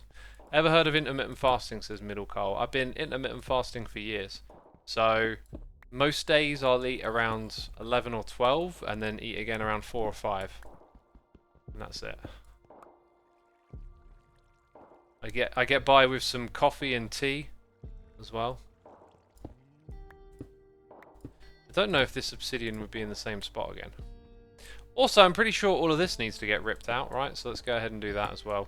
And I think the flying machine is back. No? It's still off in the distance. Okay.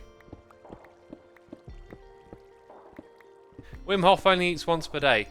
Yeah, I'm not ready to do one meal a day. The problem for me is I just eat so much food. Like, it would be really uncomfortable to eat it all in one go. I could probably do like a 3-hour window or something. But like, Ollie, at the moment I'm eating under 2,400 a day, let's say, on average. But I'm not exerting myself as much. But every day I'm between 200 to 300 over, let's say. So I'm like, just kind of like being less active, but also cutting calories at the moment. Since I've been to the physio, I've just sort of been rearranging my priorities and doing... Ooh, this stuff is bad for the flying machine, apparently. The snow. Apparently it can break it, so we might want to put some glass up here. I just remembered that comment. Yeah, down the end here, this is going to need to change too, so... Got to do both ends of the farm like the one below, I guess. So yeah,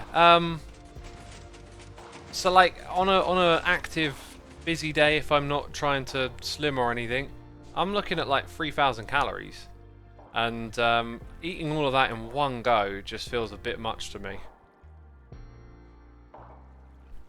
And maybe if you're someone who does 1 meal a day, it's like it suits your physique, your metabolism. Maybe I'm just not built for that. Let's bring this thing over to us. Before we build any of this, we're going to have to like reassess a lot of stuff here just to make sure we get it all correct, right? So I think we need to pop it over one more block that way.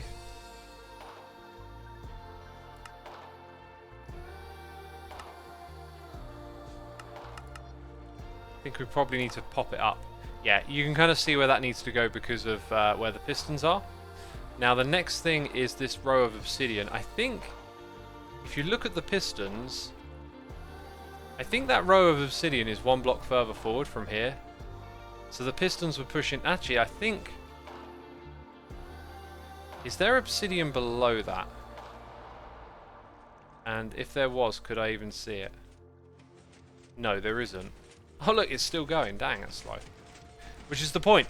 King Saw, OG, thank you so much for the Prime subscription. Decrypt, thank you for 18 months with the Amazon Prime as well. Peeps, if you did not know, you can use Jeff Bezos' money to subscribe. Okay, that joke's dying.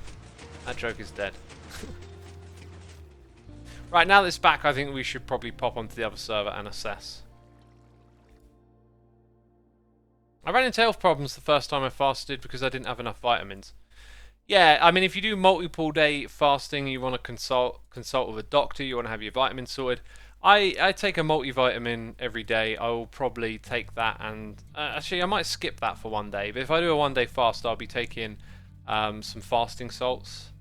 Right, so let's just remind ourselves we need that solid signal going in. Oh, and I wanted to look at its behaviour the second it got set off, but I guess I missed that. Frenchiquette, thank you for gifting a sub to Sci-Fireman. Appreciate you doing that. Sci-Fireman, be sure to say thanks in the chat. I eat 8 to 10 times a day, only 200 to 250 cows per meal though, says Termite. I don't know your physiology and whatnot, everyone's unique and individual, but that to me doesn't sound like a good idea. I'll explain why. If you look into metabolism and how firing up your metabolism links to aging, every time you fire up your metabolism, you're putting a stress on it, and it's closely linked to overall aging, right? Okay, it doesn't push down the first time. That's what I wanted to see. It doesn't push down the first time. So, like, if I'm firing up my metabolism twice a day and you're doing it 8 to 10, like, that's 4 times the amount of stress. I don't think that means I live 4 times longer than you. It might add up to years, a couple of years or something over a long period of time. But there seems to be like a lot of data suggesting that eating a lot throughout the day and snacking is generally bad for your metabolism and it'll wear it out.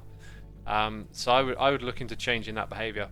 Apollon89, thank you for the Prime. Appreciate it, my dude. And we got Frenchiquette with another gifted sub to Drockhopper88. Well, Drockhopper, be sure to say thanks in the chat. And yeah, thank you again. Not so fun fact, Amazon owns Twitch, so you're basically just circulating Bezos' own money within the company. Yeah, I mean, that's why we got the free Prime subscriptions, right? Because it's linked. Anyway, the thing that I discovered there was that the Pistons do not push. I'm also going to switch back to sitting. I've been standing for a while. So we want our pistons to push here. Therefore, piston, obsidian. So the obsidian goes at this level, which I don't think is a problem. I don't think that's a problem. Might want to pay attention to any low-hanging sticky blocks around the back here. Let's get rid of this obsidian. I think we're... Okay, no, the signal comes up there. I think we're good to build this thing.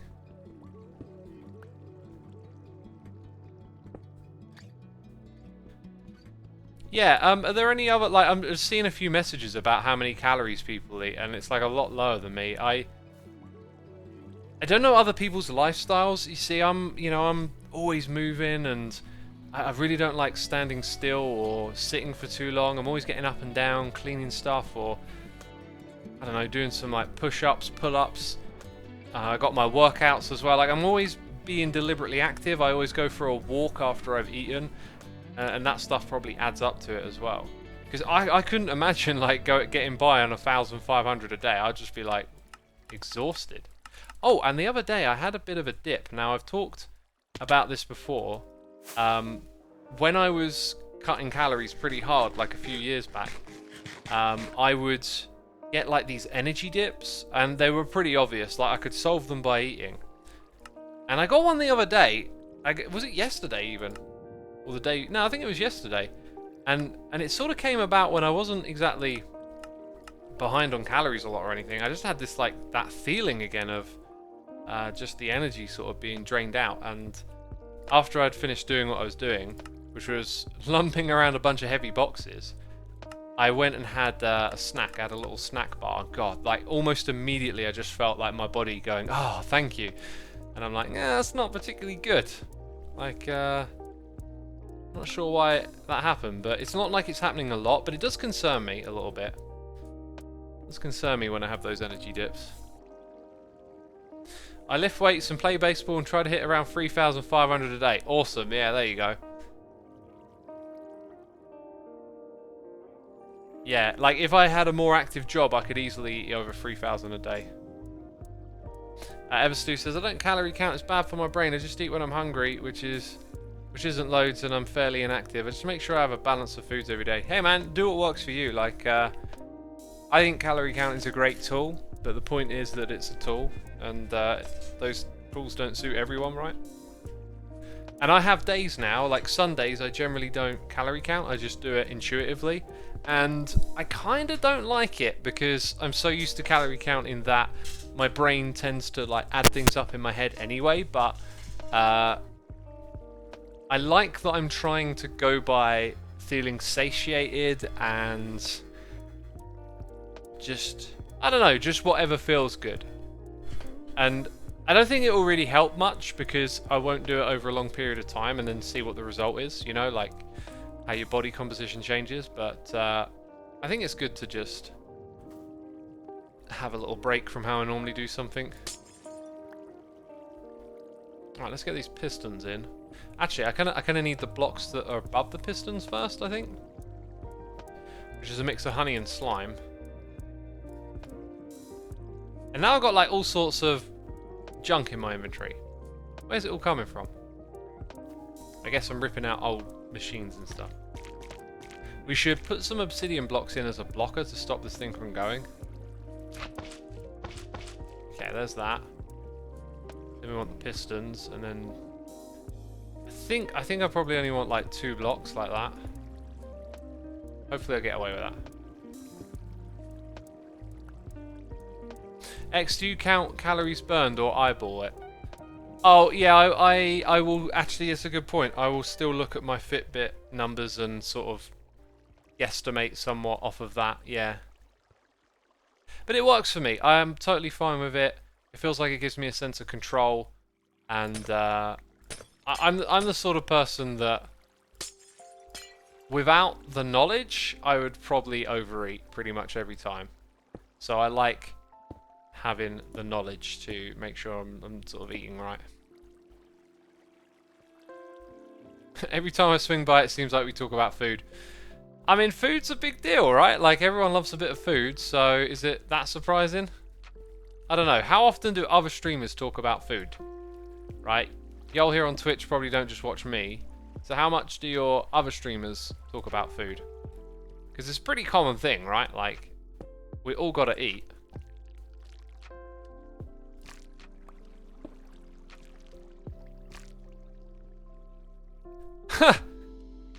Never constantly, never. I just started cooking last week. The ones I follow rarely do. Even and Caitlin talk about food all the time. They eat snacks on streams. Hardly at all. Dang. Does that mean I'm doing a good thing? Am I filling a niche? Or is it like, X, shut up about food all the time? Hey, King Saw OG, 12 gifted subs, so generous, thank you for supporting our community, my dude. ZW Murdoch, Retrospect, Sweet Potato, Ivan Minecraft, Ryonox26, Depp Junior TX, Sky Shadow 5, Exuli, Connor Hugh, Epolixa, Ryfrost, Seru99. Y'all been gifted subs, be sure to say thanks in the chat to the one, the only King Saw OG, and we got 1,400 peeps tuning in. Be sure to hit that follow button. Thank you for, you know, for supporting me. I follow a hobby cook, so yes, says GFD. If your streamer isn't talking about food, you're probably not listening. Oh. Captain Sparkles orders his food on stream. I think he's down to 1 meal a day, other than protein shakes. 1 meal a day, dang. John Bams talks about food all the time, and someone challenged him on his next stream to not talk about food, otherwise he'd have to give 100 subs. I mean, that's a tough challenge right there. Let your food emojis be the judge of how much you talk about food, X. Fair enough, fair enough. God, they won't let it go, will they? They know I'm a foodie. I really am. I am, but I'm into healthy food. I'm into good food. I'm not into junk food.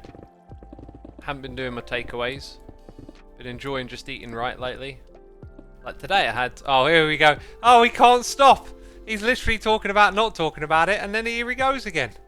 I had some beautiful homemade chili con carne with some baby sweet corn, some tender stem broccoli, green beans, goat's cheese. Oh, just so good. And it's a nice healthy meal. Waffle away, X, waffle away. Thank you for the encouragement. I have your permission now to continue the waffle. And then for pudding, I had watermelon and strawberries. I mean, dang. Fresh fruit. Can it get any better? Tomorrow my mum's making some chicken mango curry while we got relatives down. I'm gonna nip over for some and cook some onion bhaji to go with it. Dang, I gotta impress everyone. I gotta make sure my onion bhaji cooking's on point. I literally only cooked one a couple of days ago, so who knows? Will it be good? Will it be bad? We'll find out. Tune in next live stream to find out if X is cooking. No. This is another reason I might not stream tomorrow. I might be over there for a while, so yeah, I might get back late and be like, you know what, I ain't got the time for it. Because I'm making time for, you know, the other things in life, not just grinding away on YouTube. X, who's your go-to band at the moment? Oh, man, okay. We're shifting onto music. Billie Eilish, Typo Negative, Abstract Void I've been listening to a lot of. I feel like there's one more I need to put on that list. Oh yeah, and the new Arcanist record. Which, when I first heard it, I was like, this is not what I wanted. And then the more I listened to it, I'm like, no, this is really damn good. But yeah, Typo Negative, wow, what a band. Like, it feels so weird that they have been completely outside my realm of understanding for so long. Like, if you're a metalhead and you're kind of aware of like the whole, I don't know, if you're on the outside of metal, it's hard to see this, but like metal's like really dense with bands and sounds. Like, it just has this kind of culture about it where you get really into all the variants of it. So like, if you're really into Minecraft, you probably know lots about... Are you a BB King fan? Absolutely. If you're really into Minecraft, you know about like lots of different pockets of it, and then you'll probably be really into some of those, like, oh man, I'm totally into Redstone and stuff. And this is the same for many things, but in the world of metal, like, it's really interesting. Just, I can't think of anything quite like it, where despite it feeling like a lot of it is very similar in one way, in another way, bands just feel just really unique in how much character they can kind of extract out of different sounds and ideas. And Typo Negative are this band that I sort of, you know, always heard the name, but never really went and checked out properly. And whatever kind of impact they once, or impression they had, it was like next to nothing. I think I used to mistake them as being a deathcore band at one point in time. I think they even played at Sonosphere, and I just thought they were one of those deathcore bands or something silly. It's really weird to me how I never had the opportunity to like fully understand like who they are. But now a friend of mine like nudged me onto them like a couple of years ago actually, and then it was always like something I was going to get around to, and then I started to just hear the name here and there, and oh yeah, I'm going to go listen to that Type O Negative band, and now I've been listening to them. The October Rust record, now I've started on the first one because I want to go through them chronologically, and I am just like amazed at how awesome this band are, and how like they're just another band that fit into the metal tapestry but make it feel even bigger again. It's like, dang, you know, like another metal band just making the world of metal feel even more unique and having more little threads that you can go down. But I never really got massively into gothic metal, and I've listened to a few gothic metal records as of late and kind of realized that I never really got too much into this sound, and so there's probably like a lot more to unearth there. So what genre are they, says Curls of Doom? I think it's really easy to say they're gothic metal because of the broader themes that they have in their music, and definitely the synth tones that they use and the style that's there with the synth. So you can call them gothic metal, but they've even got like hardcore, like New York hardcore influences. I think they're from New York, so they've got like that scene's sounds are sort of rubbed off on parts of how they do their music.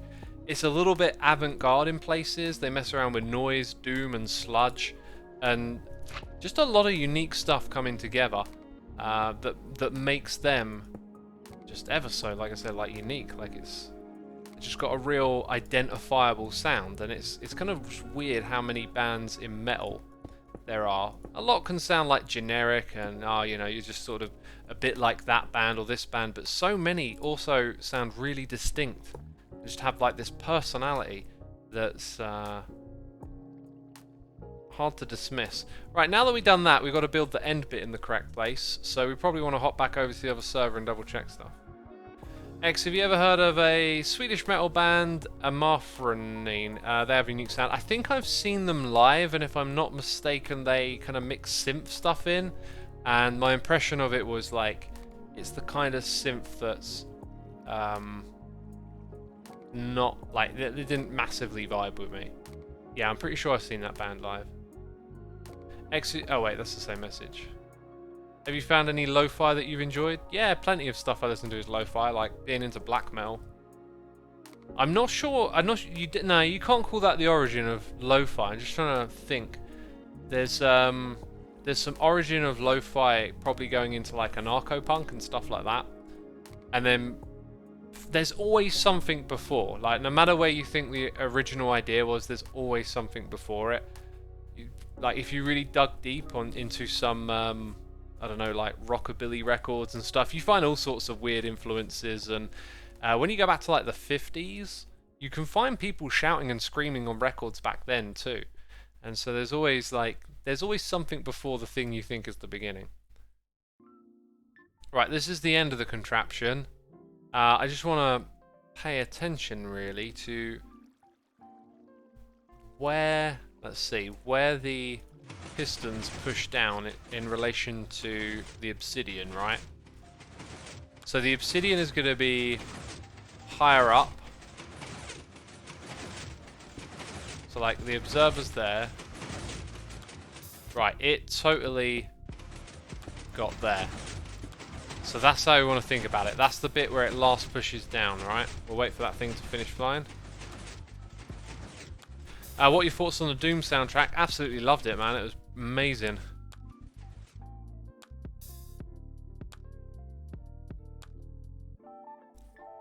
Technically, 60s garage bands were really lo-fi. Yeah, 60 garage bands, you got it. There's another one. Then there was probably some stuff in jazz that was... Do you listen to Lamb of God? They're my favourite metal band. Lamb of God are really great. I never got like major into their records, but they're one of those bands that absolutely like go... kind of like hit that niche of just like full on... This is them. You know, like they got those 10 out of 10 moments. And I've seen them live plenty of times. I miss being young and going mental at metal shows in the mosh pit and all that. That was so much fun, but that's just like, that's left in the past now.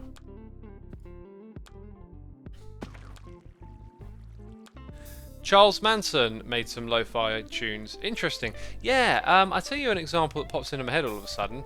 Ambient music, right? So what's the origin of ambient music? Well, there was even like a classical era composer who experimented with minimalism. I forget the guy's name, but he always had this weird look because I think he wore a bowler hat and like these circular spectacles that really like stood out. And yeah, the guy messed around with like minimalism and ambience like way before Brian Eno.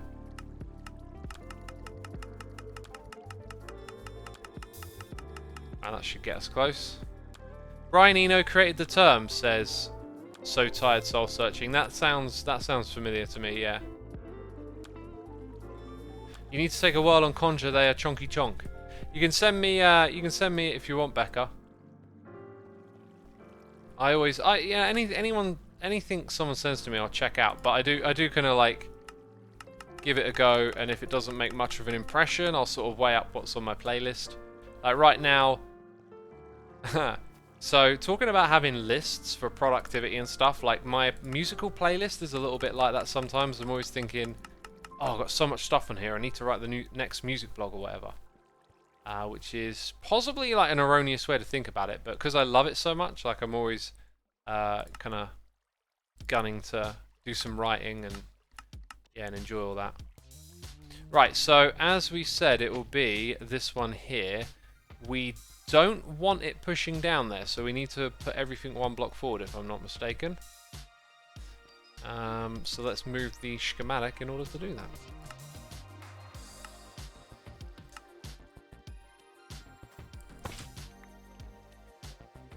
Have you read Rob Halford's autobiography? I have not, but that dude is a legend, and I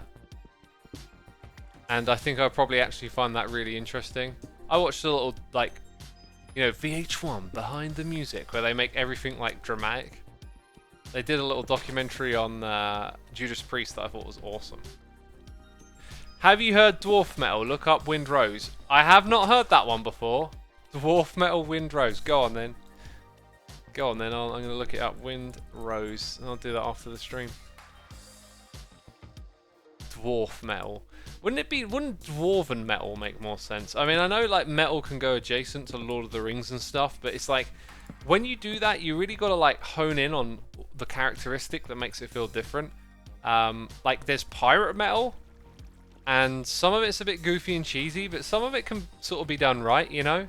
You just got to hone in on that key characteristic, and then I think you can really sell the idea. Dwarf metal to me sounds like it might be one of those moments where someone's trying to make dwarf metal, but like, eh. Also, now that I think about it, I'm literally thinking of like Lord of the Rings dwarfs. Am I getting some words wrong in my head or something? Like dwarven, dwarf. What's you got Legolas and then the little chap. Dang it. Are they called dwarfs? I feel like I'm getting like something completely wrong in my head all of a sudden. It's on Napalm Records. They're a good record label. Gimli. Yeah, Gimli is a dwarf. That's what they call it, right? Yeah. Dwarfs. Okay, right. So I'm getting it right. I have just a weird feeling like I've got it completely wrong in my head or something. So yeah, you've got to somehow get that feeling of like that kind of stuff. I remember there's this band called Bolt Thrower, which I always thought was kind of a bit like Lord of the Ringsy type. Maybe you'd have a bit of dwarven theme in there. There's another band that I feel like are just another metal band with a great sense of like character, and they went by me for years. And then when I finally like understood what they were, they're like that really like groovy, crunchy death metal. Like they're not really power metal or dwarven or anything like that. Like I sort of thought they were. I don't know why I got that impression. It's really happens so often. You just get like vague impressions and ideas about things, and you never really like check it. You're never like, where did that originate? Why do I think that thing is like this? And then you get to know it better, and then you're like, whoa, actually it's totally different. I don't have a redstone torch, but I do have a piston. And that needs to be a slab, and I'm talking like this.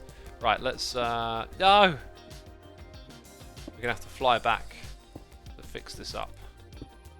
Needs to be a slab, doesn't it? So, slab and torch. Woo! And then we'll be close to doing some tests. Dang. Are you going to any of the Commonwealth Games? I'm not going to them, but I'm always excited to watch athletics and whatnot on telly if it's on. I tell you what I'm watching this Sunday, right? The European Football Cup final. I haven't watched any of the games. I tend to watch football with other people. I don't really like tune in and watch it myself. And England have just been scoring so many goals.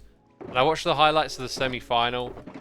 And then I was like, oh, when's the final? Oh, it's Sunday. Excellent. Like, everyone together around the TV. Gonna watch the football. It'll be a blast.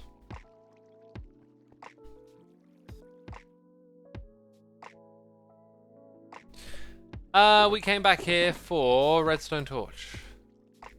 Hey, I don't play much Minecraft myself, but I love watching people play it, says Tactic HD. It's an interesting game like that, isn't it? That it has that kind of metric to it. It's because of the creativity aspect. It's like being interested in an artist. You know, you can just see the creativity of people and the self-expression. Sometimes that's through technical means and puzzle solving, open-ended puzzle solving like this. Sometimes it's through artistic builds and things that people have created.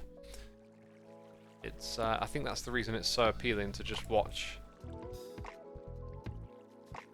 Put that right there. There we go. So that's all in the correct place. This is not. Now the last thing for us to do is to actually fix all of this where the water is. Let's now turn that off. I don't think we need that on. I'm a little bit unsure about how to do this though, because we've learned some things. Recently. So back over to this server.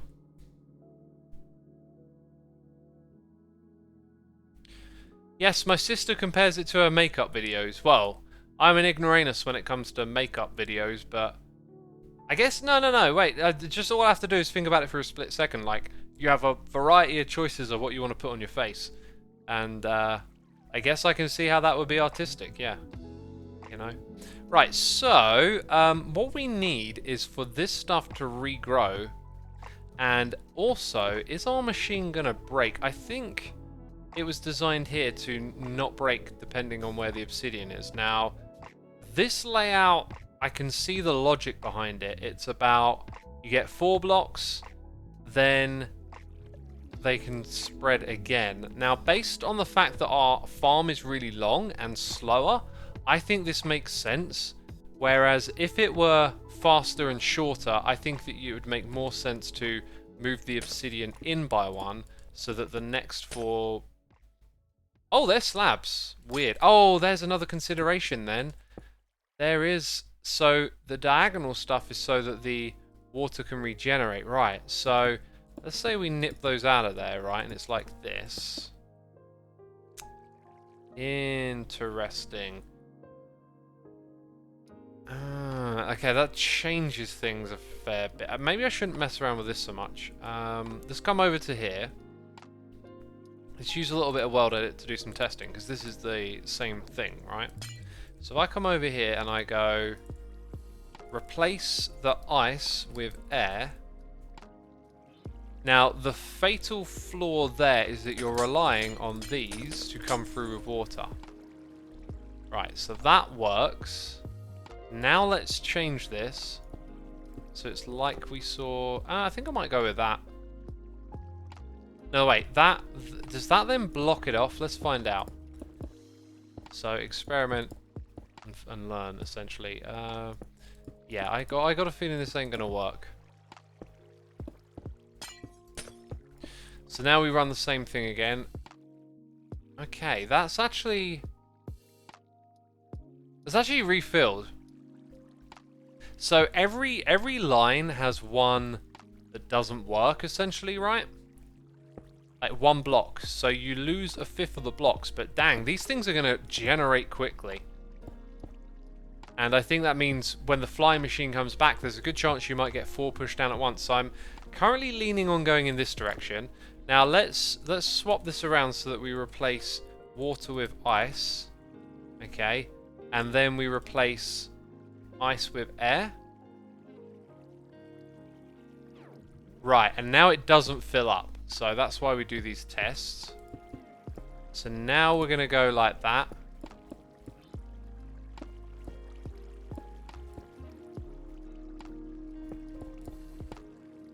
Okay, and it hasn't regenerated, but let's replace the ice with air.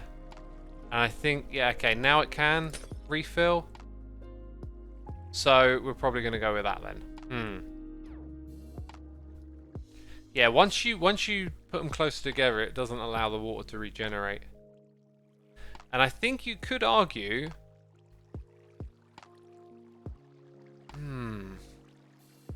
It might be worth interspersing some permanent water sources here and there.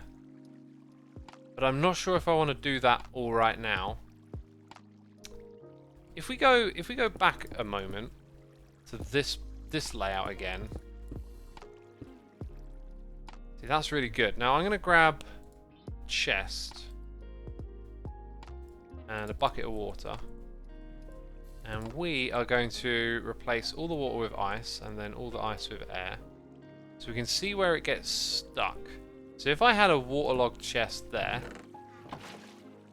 then I need another one here and then there. So that's not really that good, is it? Then you're sort of saying you got 5, but every other one is 1. You got 1 and 2 that are missing. Mr. Hyena, cheers and biddies! I'm just wondering, why don't you hermits do a fundraising charity stream for Tinfoil Chef so he can get the help he needs for his body, so that he is not in such pain as he is now? I do not know what's going on with Tinfoil Chef's situation right now, but the dude's a pretty, like, independent person, you know? And he hasn't reached out to the group asking for help. I'm not sure if that's something he would want. So I really don't know what to say on that, because I don't know what the situation is. And it always sounds like a simple thing just to, you know, do a fundraiser charity, but I'm not sure if it's like necessarily the right thing to do. Because there's other people in the group who have troubles and difficulties too, so I'm really not sure, but maybe it's something I'll mention when chatting to a hermit. So what do you reckon, chat? I think because this thing is slow, going back and forth, we should space it out further. And I think there's a good chance it will probably spread enough. Yeah, that logic's good to me.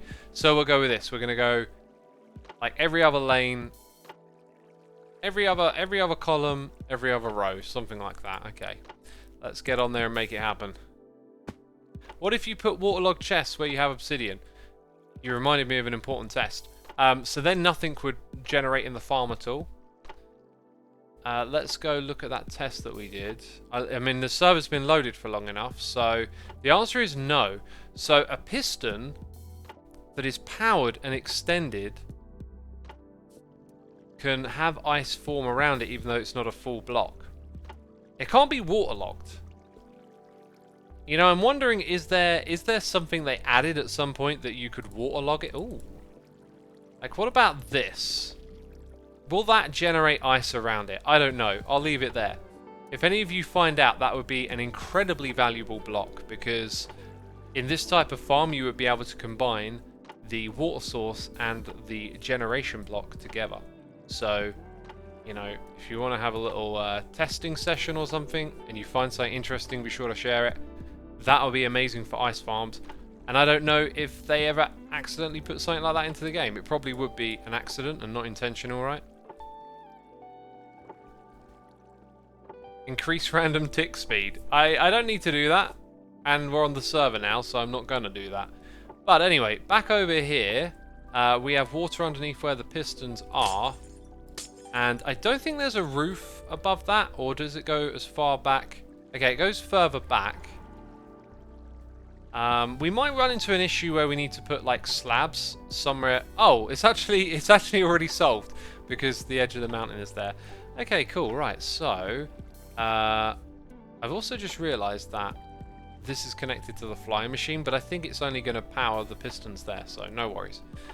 We're going to start with that one, and I guess we're going to collect a whole bunch of ice as we do this. Yeah, we're going to collect all this ice. Cool. So we leave a space and we put one here. We leave a space, we put one over there. We are doing the thing. Okay. One problem with doing it this way around is that you then have to turn around and be like, oh, I did that wrong. You have to keep walking back and forth. Psycraft used frosted ice from boots. Yeah, I looked into that at one point and it just felt... It felt like it got too finicky. When contraptions start using mobs in minecarts or they're pathfinding, and that's when I start to feel like out of the comfort zone. I'm like, you know, this stuff often ends up not being as reliable as I'd like, or I can't account for all the variables. Artemis Eximistra, thank you for 5 months. Appreciate it, my dude. Thank you so much. I imagine tomorrow I'm going to have a knackered voice after streaming for 3 hours today or whatever. Yeah, I think it's unlikely I'll do a stream Friday, but we'll see. Because we've got that other game lined up for the weekend, and that's going to be a lot of streaming. I'm also not going to be working out for the next few days. I've got another appointment at the physio. So much going on. And I'm just like, I'll be alright. Just want to double check I didn't accidentally align these incorrectly further down. You can use armor stands instead of other mobs, says Ryfrost. That's one of the things that I tried. Again, it just had some things with it where I was like, I'm not so sure about this, so I didn't bother. And anyway, like, we're so deep into this, like, we're not going to change now, are we? Like, look at how much work we've done for this project.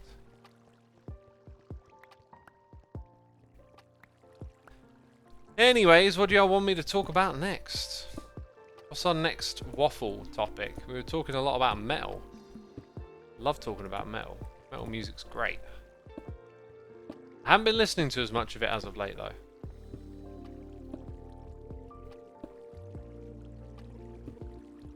Sunk cost fallacy. Oddly specific. That's a great one to know about. I feel like I encounter that in Minecraft sometimes as well. It's like, how much time have I spent on this farm? Maybe I should just move on. Talk about noble gases. Oh, not again. People will be like, every stream you talk about noble gases. Please stop it. Look, we get that you're an expert in the world of the gases and the noble, but we're just sick of hearing about it, basically. I've been wanting to look into ice baths. I would like to do an ice bath thing. I've been thinking about getting a sauna. I say thinking, I'm like actively moving towards it. Although I'm in a weird space where I want to move, but it kind of feels like the right option isn't there. But I could be waiting. You know, I don't like the idea of being in stasis like that. So I kind of want to make an active decision. And one of the things I could do is spend a little bit of my money around my house, like doing up some things. And there's a couple of jobs here and there that can make the place a little tidier. One thing I'd really love though is a sauna. I feel like I know a sauna would be so beneficial because I experienced it. I experienced it on holiday. I'd always want to do the sauna thing. I did it once when I was a kid and I remembered it fondly. And then I was like, I've heard so much good stuff about this sauna thing. It sounds totally right for me.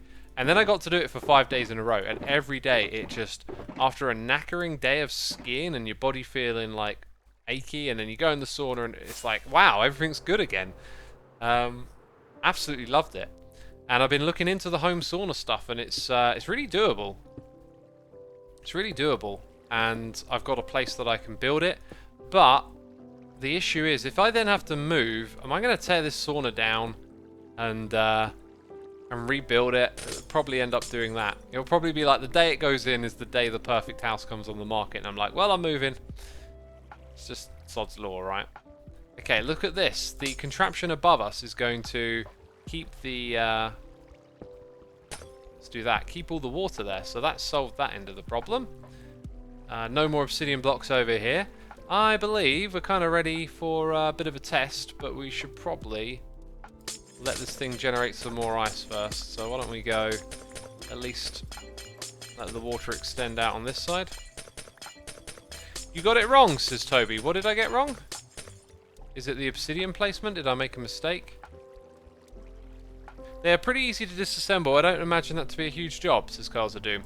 Well, I need to do a little more research because I've been watching videos of people build them and getting the impression that some designs are more sort of redoable than others, right? And I've seen some that look like a lot of work. So I guess I need to properly evaluate which model I get.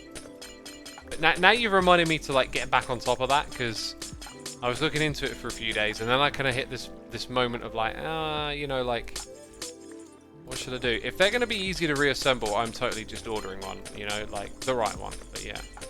And I got to do some work in the garage to make space for it, but I can kind of make the space straight away. The thing that I want to do is maybe paint the walls and put some plasterboard up in the garage, so the whole area just feels a little less garagey and exposed to the elements. The door that I've got on there as well might be worth upgrading. I wanted to look into that just to get an idea of what the price is to get a door. Like one that's sealed properly. Or maybe I could just tack on some material that helps it seal better or something.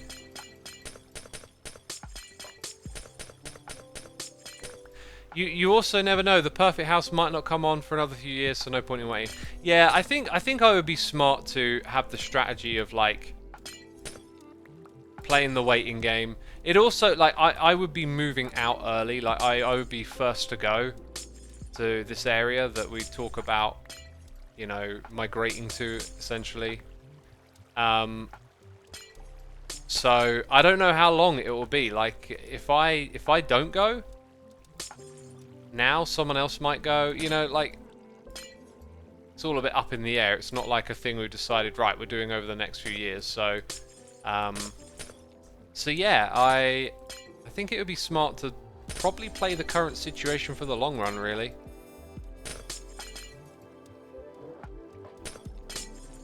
Yeah, it does seem like that might be the smart way to do it. Right, anyway, I don't know why I'm breaking all of this, because the reformation of the water was... Oh, look at that, we left loads of ice everywhere. Do you know what? I'm going to let that despawn. We want to do a test, don't we, peeps? We want to test this stuff out. Also, I'm sick of sitting down again, so I'm going to switch in a minute. Right, redstone box. I feel like I need to get the camera account ready, just in case this works. And I might as well chuck the replay mod on if I want to do something with it later. I was going to put some glow lichen on stuff, so I think I'll leave that in my inventory as a bit of a reminder. Okay, all of this related stuff. Oh yeah, so that machine needs to go out before we go out. There is no proper wiring for this thing at this point in time, so I need to build that. This is the hangover. I think that block is a hangover. That was terrifying. No! Okay. That is just not good. I don't know. Oh. Dang it. What is it supposed to look like? I think I removed the thing because it was like, oh, it's all done. We're good. That is... I think...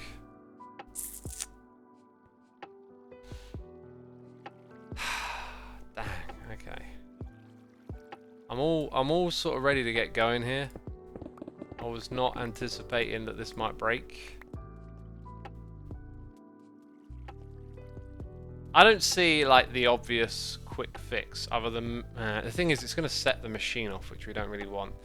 That's actually in the correct position still. I think it needs rebuilding. And if we go into here, I think I actually did the sensible thing and didn't. Oh, but it was all the way up there. Okay, well, you know. So let's bring it back towards us.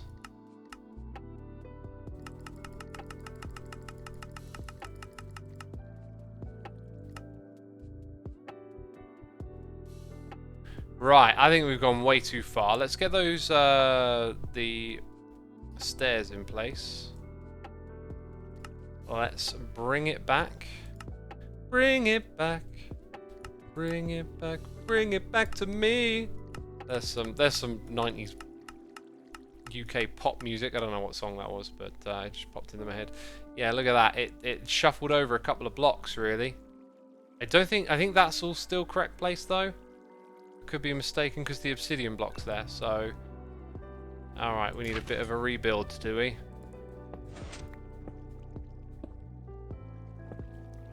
Let's try again. Let's try again. Right, so when we press the button, that goes and sets this thing off straight away, which is probably not what we actually want. So before we get further into this, let's actually go add a big old delay down at this level. Okay, I didn't learn my lesson, but luckily the thing has been disassembled. Now we want as little delay as possible going up, so we'll figure that out in a little bit, I guess. Now we've got to rebuild this thing. So what's that block there? It's a honey block? I feel like that... Wait. Oh, maybe this... Ah, okay, and that block and there's a gap. Right, okay, that makes sense. Well, rebuilding time. Did the other one launch? It did not, and I'm going to stand. I'm sick of sitting.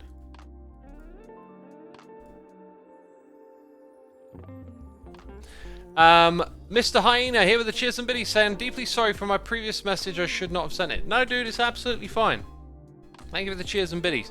You did not, like, offend or do anything wrong. It's perfectly fine to ask a question like that, right?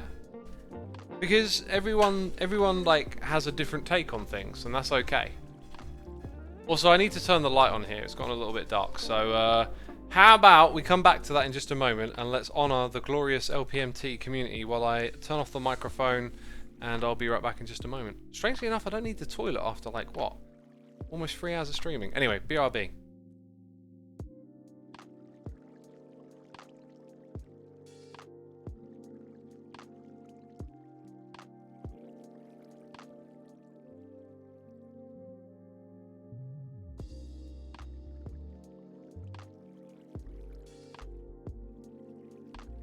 And if you're on the LPMT server, you know, feel free to take a screenshot of yourself in your base or something and pass it on to the admins, and they'll pass it on to me or the mods, right? I want more screenshots in there. So, like, it's perfectly fine for you to ask, but, like, you know, I told you my sort of feelings on that, right? You might feel totally different. If you were in Hermitcraft, you might be organising what you discussed, and you know, so there's no real wrong or right answer to any of this stuff, but I just explained personally how I felt about it. Like, it didn't feel like the right thing for me to do. It didn't feel like something that made sense in our group to do, but you know, people act differently in this world. Like, people have different takes on stuff, and a different group of people might, you know, be jumping all over the idea of that. I don't know.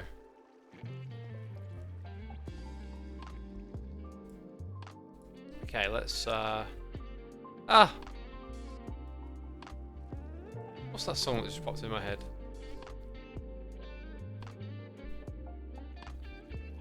Apparently Winnie's saying that you should post your screenshots into creative, so I think it's the creative channel.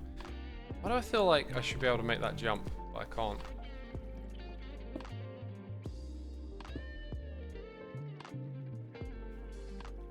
So I don't think we missed a block. But I do got some weird feeling that that might be in the way somehow. So I'm going to remove that. Get rid of these. Yep, that didn't update. Excellent. Put that there. I had a feeling it might make the incorrect block update for a second. Right, so now what we need is a thing to go up to the one up top. We'll put that on the side, or maybe on the top. Look, there's already some redstone there. So this can come with us. Come hither. Come hither, I say. One thing we'll need to do eventually is add like a clock to the whole thing that can... Okay, this might update it, so... Prepare for... calamity. Yeah, we want to add like a system that means when you come back, it like automatically sends you off again, so you can AFK for a long time.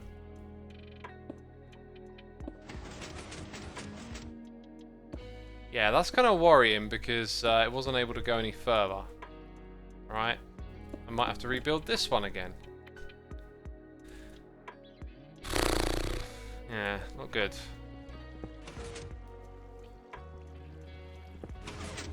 Maybe should have just moved those out of the way so that could have happened, but question is, do I rebuild it or do I keep going? I don't know if Cybot's there, but we might need your help, Cybot. Can we kick it off? Have I got it?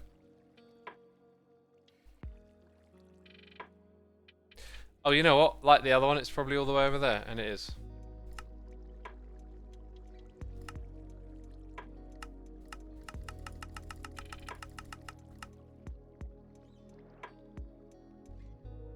Right, is that... It's too far over. Come back here. Cybot says update the server on the side. Okay, let's get this in the correct position and then try. Yeah, there you go. So now it's... Right, update the observer on the side. That one? Let's check there isn't one on either side or something. Let's give it a shot. Interesting. Oops. Now I'm not sure... Okay, no, that looks okay. So, now when we update this, both of them might get going. Feels to me like this might be the moment of truth, I don't know.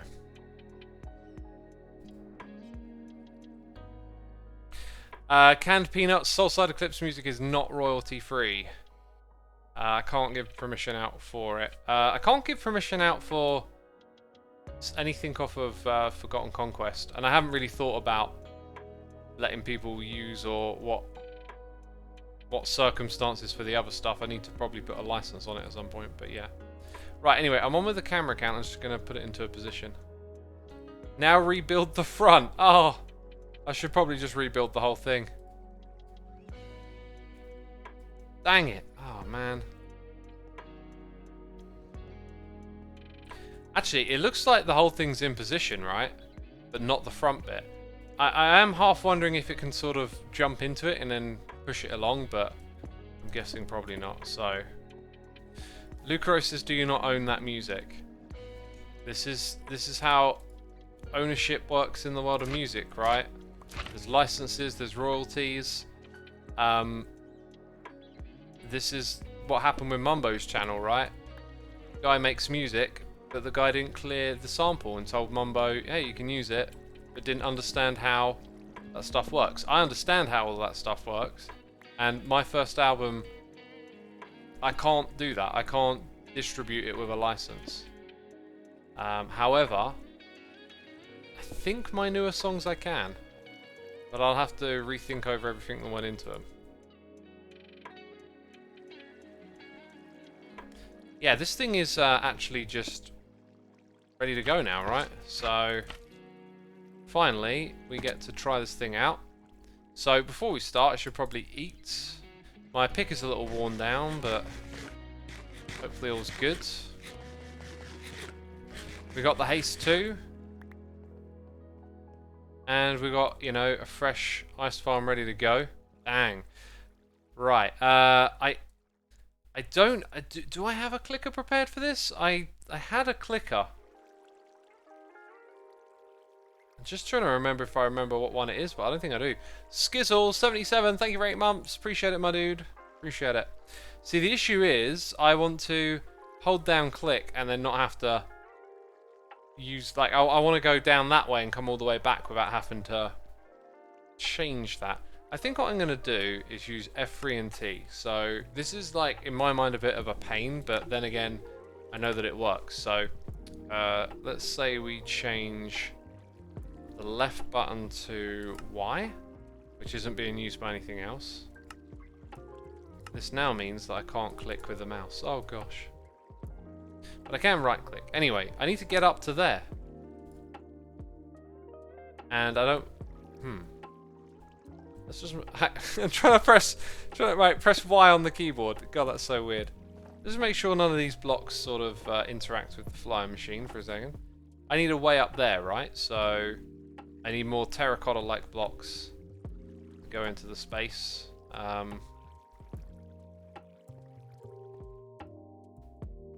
haven't made... Oh, dang it. Why?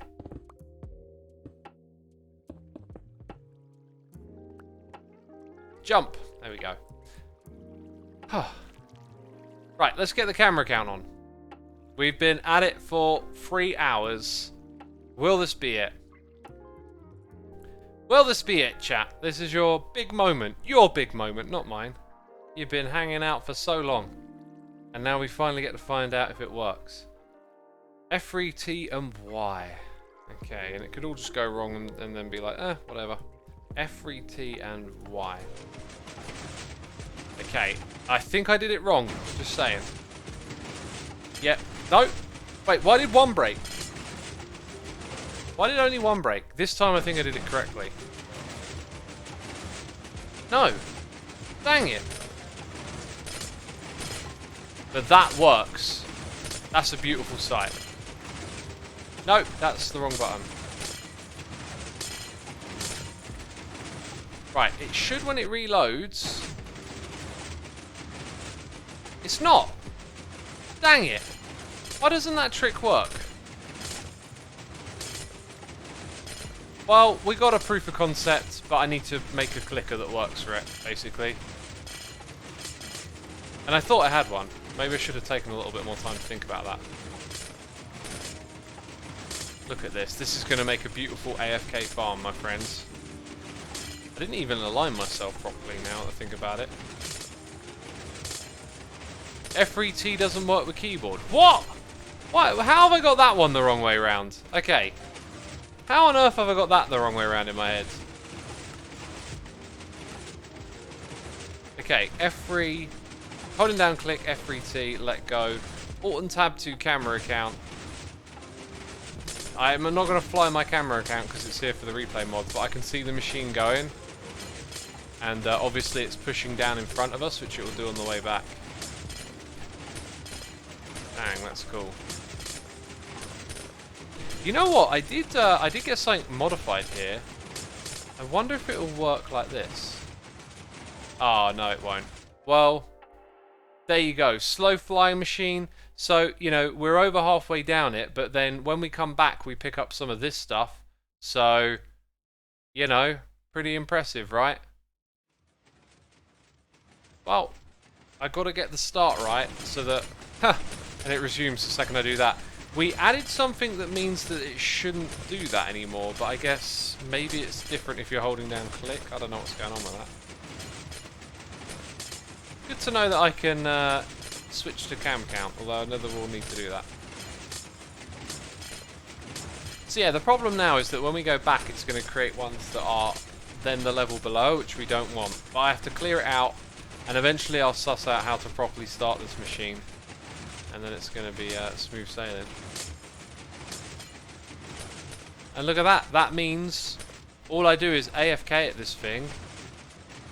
And I keep getting more and more stuff. And now we're going back again. And as we go back, I can leave it running the whole way back. And then, yeah.